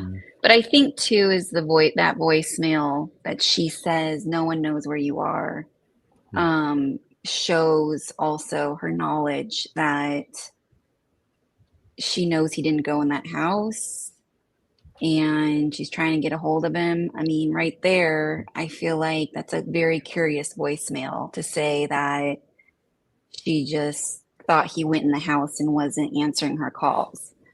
So I did want to mention real quickly is I noticed I was trying to pay attention to some of the questions. But one of them that kept coming up was, people are saying, or Free Karen Reed side keeps saying that the Commonwealth's timeline keeps changing. And I just wanted to say, it's not that it keeps changing, it's narrowing down. That is what we have seen. Yep. Yeah, it's getting more and more and more detailed. And that very last time with the time variance, it wasn't even a change of the time. It was just an acknowledgement that the what had happened was the defense's own expert, I think they had added instead of subtracted or something with the time variance and put that in the report. And Burgess actually acknowledged that there was an error there. And so he eyed it, and he's the one that figured it out. And that was huge. And also it didn't need to be anything either. It's like it's a difference of seconds, really, is what it is. So, but it just narrowed it down even more. And I don't know how the defense gets past that unless there's someone that's just gone totally rogue on the jury. Right. I'm glad you look at it that way. I was going to ask you that, but you answered it. So, what your opinion was of the weight and the effectiveness of Burgess's testimony about the vehicle data and the times that he outlined. Because to me, you guys know for over a year that's been my estimate, and I consider it bulletproof. And it was nothing complicated. It's just taking on Trooper Garino's GPS points, but just going from that 3-point turn on Cedar Crest to 8 minutes and 4 seconds later is when the next trigger event happens, and 4 seconds into that event is when there's the telltale signs of a pedestrian strike. And so did you find that to be, do you think the jury found that to be simply explained and compelling? I don't know. Are you asking me? No. Yeah, sorry. Yeah. First, I guess you pronounce it Burgess, so thank you, whoever just told me. I probably got it wrong, so. I did too. I don't know if you did. And Hot Billy is saying 12:45 to 12:32 is quite the narrow down. No, it's not. I mean, we were first going off of trigger events is how the first trial was looking at it. But this time around, Burgess was using multiple forms of data. We were not just using trigger events. He was using even ring footage and geolocation data and speed of the car and all these things, mileage. And he was able to pinpoint exactly the time of the clock of the car to where they were at. And that's what happened. That is the narrow down. And if you want to say that, what was it, less than 15 minutes, 12 minutes is a huge narrow down, then by all means, that's fine for you. But and this jury's not going to know. This jury's not going to know that Adam Lally made some difference. They're not. In the first trial, Adam Lally said it was that the collision was at 12:30 in his opening statement, and then in his closing statement, he oddly said it was at 12:45, and which didn't make sense because he already had Trooper Garino report that carrying it home around 12:36. Yeah, but that's ancient history. That doesn't affect this jury, Yeah, I think he made an error in his opening closing. And, but what we know is the Commonwealth is not being dirty here. They're just doing their job. Yeah, and really, it's pretty impressive. Anybody else have any thoughts on any of that stuff we just talked about? The importance of that data or anything else you want to bring up? I think it's huge. I think that timeline is it's pretty insurmountable. I think they could have tried to ding up Burgess as much as they, possibly could, and it still would kind of fall flat because he was able to show his work. Yeah. Mm-hmm. She's my mom is.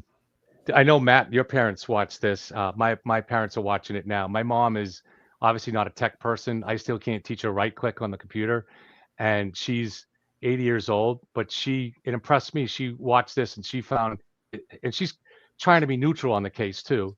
And she found that Burgess's testimony to be perfectly clear. It was great.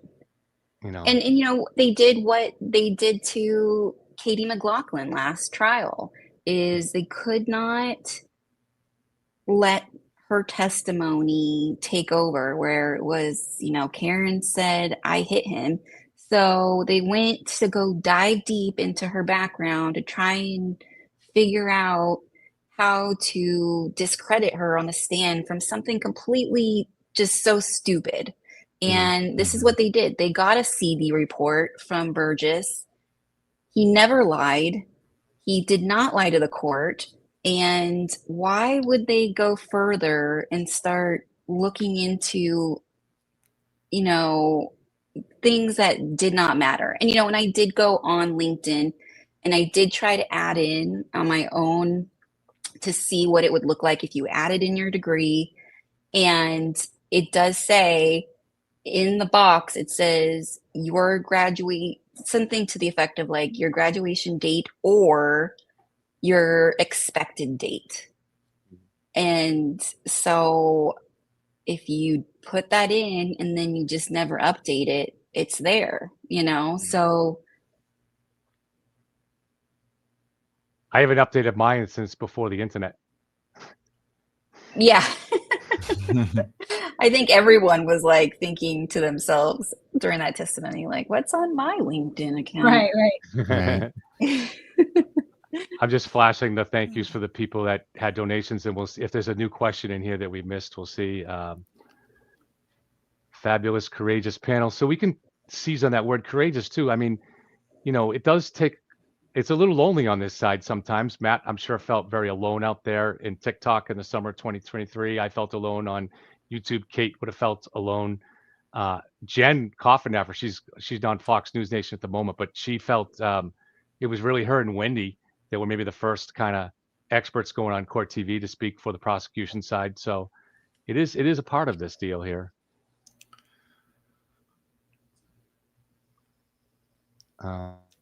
Happy Memorial Day. Hello, Daniel. Thank you for being on the show. Kevin K. Coffenaffer. So this is Daniel's in Ohio. So this is probably one of his followers out there. He's got a lot of followers. And Stacy, thank you for joining. We love having Daniel on. He's always welcome. Thank you. Thank you. You guys got anything else, or well, I just go through the. I do not. Oh, this is so we've talked about this before, but maybe someone want to jump on this. I haven't heard Matt's opinion on this. I have heard Kate's, but maybe she's got something new. So, you know, I missed this in the opening until people in our audience pointed it out, you know, maybe last week, but that Alan Jackson referenced how Karen got out of the car when I don't know, at the same time John did it. What do you guys have any theories on that? If you look at the testimony, he corrects himself later on, I think. Oh, he okay. says, Right, yeah. So he says it, and then I think later on he says John got out of the car. So, I expect it was an accident, but you know, if we were FKR, we would call him a liar, and you know, right. I mean, Hank did his memory too, and he made a mistake too. He confused Jen's testimony with Kerry's at one point, but yeah. Oh yeah, Hank's had a few mistakes in it, but yeah, Alan Jackson saying that he had an eyewitness that saw him go inside the house and data to prove it. So like, I can't wait to see that. I'm really waiting for that. Right. The eyewitness and the data. Is Karen Reed gonna have, what's his name, Green? Isn't there an expert that's in question? Are they bringing him on, or are they bringing somebody else on that's going to try to argue the 227 search, or is that going to be something that they can't find someone? Oh, he's coming. He's the only man in America that is. He's the only one. Yeah. You think they're calling McNasty? Really? I don't know. I can't believe it. I'm surprised. Like him and Russell. Like if you think about those two, like neither one of them are credible at all from my perspective, and that's all they could get. And if they can only get them again, like she's done. I don't think they're calling Dr. Russell. I think they're calling the new. Oh, the YouTuber. Yes, the YouTuber guy. So I think that's also probably what they're laying heavily on. I think that guy and Arca they're like star witnesses. Oh my God. Is this the guy that Tuesday, you did such great work with that professor from the Vanity Fair article. Any updates on that? I haven't reached out to him actually, and I probably will. I feel like he didn't want any of this. He's like a normal professor, just doing his job. They reached out. They kind of set him up. For those that don't know, the Vanity Fair article that came out originally, I believe it was the end of last summer, if I remember correctly, early fall. And it was by the writer Julie Miller, who has been a very unethical writer in my perspective, because she has given a long form article that is basically murder defendant telling the story as if it's the accurate story. And she found a professor to analyze the 227 controversy, and she only gave this professor the defense's expert Richard Green's affidavit and said, have a go at it. So when he was analyzing it, he had no idea that Cellbright's, senior digital forensic expert had his own side to it, and so when I had reached out, he basically said that she misled her own readers by telling her readers that he looked at everything, and he didn't. He looked at what she gave him. And so it would be interesting to know now what is all said, and he was so nice. I'm sure he would answer my questions, and maybe I'll do it. I just knew he kind of felt he was being helpful, but he didn't want a part of this mess, And if you read the second article that came out on Vanity Fair, it exposed how dirty it was, the relationship, because this involved the person who became an alt juror who then joined Karen's team. I don't know if she's still on the team, but they really kind of they had a dirty deal where this juror put out a statement through Christina Rex, and Christina Rex was not part of this dirtiness. But I communicated with her. I don't want to say anything, but I think Christina resents the way she was used. But that statement was what all that the defense wanted, was this juror to come out as somebody that's a former juror and say, Karen's getting screwed here. This was a double jeopardy issue, blah, blah, blah. And then 3 weeks later, the defense team announces that this juror was joining them. So that deal was obviously already in the works. And on that same day, the next installment of the Vanity Fair article came out, and it was clear even that she held back the publication of that. It was all coordinated, which is just so dirty. I mean, the whole thing's so dirty. I mean, it's scary. It goes into media corruption, and that's really what this whole entire case is about. It's about a dirty defense team who has lines to dirty media, and they marketed a dirty story of a dirty, corruption narrative, and it's scary that this can happen, really. Yeah. Are you seeing anything similar to this, Daniel, in the Kohberger case? Similar as to what? What do you mean? Similar as to these dirty relationships. I don't know anything about his defense team. Is his defense team public? Are they public defenders? Has his family sprung for a defense? Are they playing the media? They're definitely public defenders, and I don't think they've played the media. But Judge Hippler is an amazing judge, and I think he's watching the Karen Reed case. A lot of things he said, I think were because of what's going on in the Karen Reed case. Mainly the very first one, he's like, I don't want a train of people coming up on the sidebars. Everybody and their mother coming up in the kitchen sink. And that's one of the things that I've noticed. I've even made comments about it before, where I was like, is it normal for 6 attorneys and the defendant to go up there every time there's a sidebar? And he says he doesn't want any of that. He doesn't want any surprises, sidebars, and all those other things. If there's if they're going to impeach somebody, if there's going to be an objection, he wants it faster. And he doesn't. So with the judge in this case, in the Karen Reed case, to me, it's felt like she's sided with the defense when put in under pressure situations. For the most part, I think that here recently, maybe not so much with maybe 2 of the rulings, but for the most part, I think that when she's been put under pressure, she has sided with the defense. And I think the defense would probably continue to do the pressuring if it's continuing to work for her. With Judge Hippler, it's the opposite. So if somebody files something on the eve of a hearing, he's denied it in the Bryan Kohberger case because of that. He's denied extensions in the case because of those things. And so I see a more fair judge in the Idaho case than I do with the Karen Reed case. But yeah, those are kind of the differences there. And the one thing that I think that the Karen Reed case probably has a bigger chance of than the Idaho case is that a free Karen Reed person has a higher chance of getting on that jury than a pro-burger on the jury there with Bryan's case. And that's the one thing that really does concern me and worry me about that case.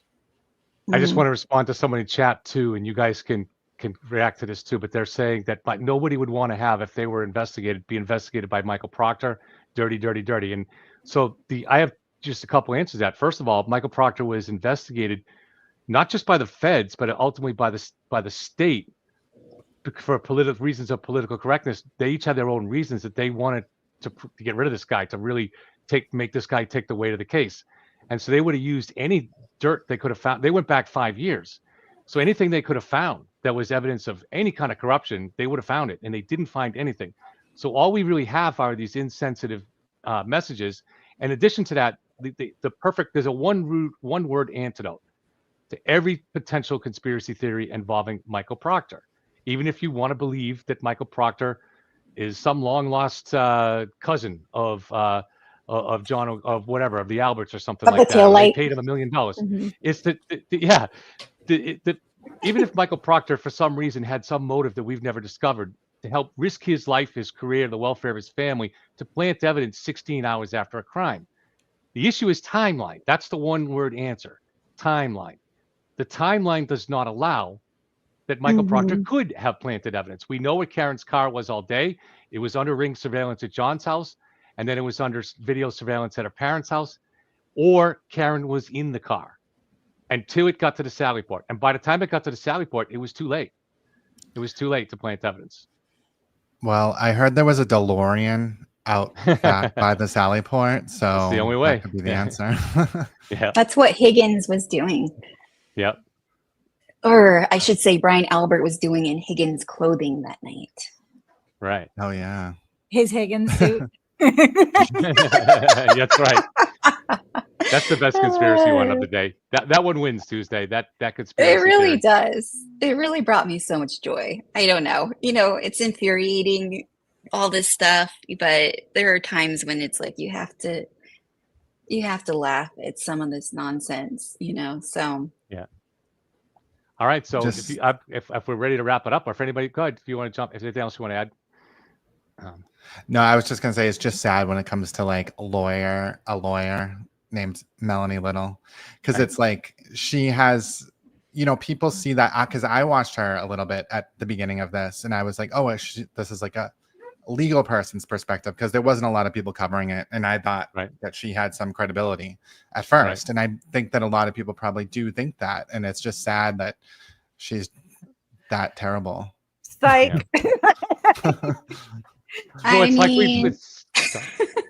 She's got theories. She thinks the fire trucks the sirens are going off intentionally by the Commonwealth during the trial. She thinks my God. Judge Canone was coughing to give like a bat signal to Lally. I mean, this shit is wild. I'm sorry. I don't care if people think Karen is innocent, guilty, whatnot, but there are just some terrible, terrible sources to be getting your information from, and she is number one. Yeah. Well, she's got competition, but you know what I mean. Does she ever correct herself with all these mistakes? Does she ever come back and say, I'm sorry, guys, I got that wrong, I want to correct it? Does she ever do that? Does she have that in her? I have no idea. That one time that Grant Smith Ellis said that she and Alan Jackson went to Mexico together, she lost her mind. Like, you can't put untrue things about me on Twitter. And it's like, lady, I heard that she's an 800-year-old vampiric creature that turned Alan Jackson gay. That's what I heard. That's what I heard. All right. Well, thank you very much, guys. This was a great idea Tuesday. So We'll have to do it again. Yes. It was It great to was have nice everybody to here. be on the panel with faces I haven't actually been able to meet, before. So it's nice to actually see you, Dan, Boundless, and Kate. I think this is the first time we've actually been on a live together. So Live, yes. I know you're in Discord. yeah. And Red Sky, thank you so much for your legal perspectives on this. Thank you guys. It was an honor. And this was Yeah, Red's thanks, first everyone. time doing any of these shows. So, Yeah. she's a beautiful woman. So we're going to get her out of her shell and get her up on camera at some point. We're going to I just don't know go step. about that. We all have to go step by step, So Yeah. She did great, and I totally understand, It's wanting to scary. keep anonymity in this. yeah. Especially if you're a lawyer, Mm, you got job to worry about because they come for people. right. Anybody else want to say anything and goodbye, or we'll see people Tuesday? Tuesday it is. Yeah. I want My to say favorite day, guys. I want to say thank you to everybody and thank you for having me on. Real quick, I want to say my appreciation to those that served and paid the ultimate sacrifice. Yes. And my thank you to the families and friends of Yes. those who made that sacrifice, who are living with that sacrifice. I have friends who went across and didn't make it back. This weekend is for them, and I appreciate you guys having me on. Thank you, Daniel. We Aw, are neglecting thank that, but thank you you. very much for that. Thank you. Yes, sir. All right, guys. So we'll see everybody Tuesday. Thanks for being here. I think it was a great panel and very informative. And I'm sorry I didn't get to the questions that people put in chat earlier. We had a lot of people on, so it's kind of hard to manage all that, and especially with my limited brain capacity. But thank you very much, guys, and we'll see everybody soon. Check out Tuesday Gazette's articles. You can find her on Substack, Tuesday Gazette. And Boundless Millennial, you can find him here, but obviously on his own channel all the time and on TikTok. He's on YouTube and TikTok. And the DT show, Daniel, and obviously you all know Kate. I'm working with, on another Mass- video right now, actually. So When's it coming out? Hopefully tomorrow. Oh, all right. Nice. Yeah. All right. Nice. All right. I'm gonna be burning Well, the thank midnight. you, Kevin. All right. Thank you, guys.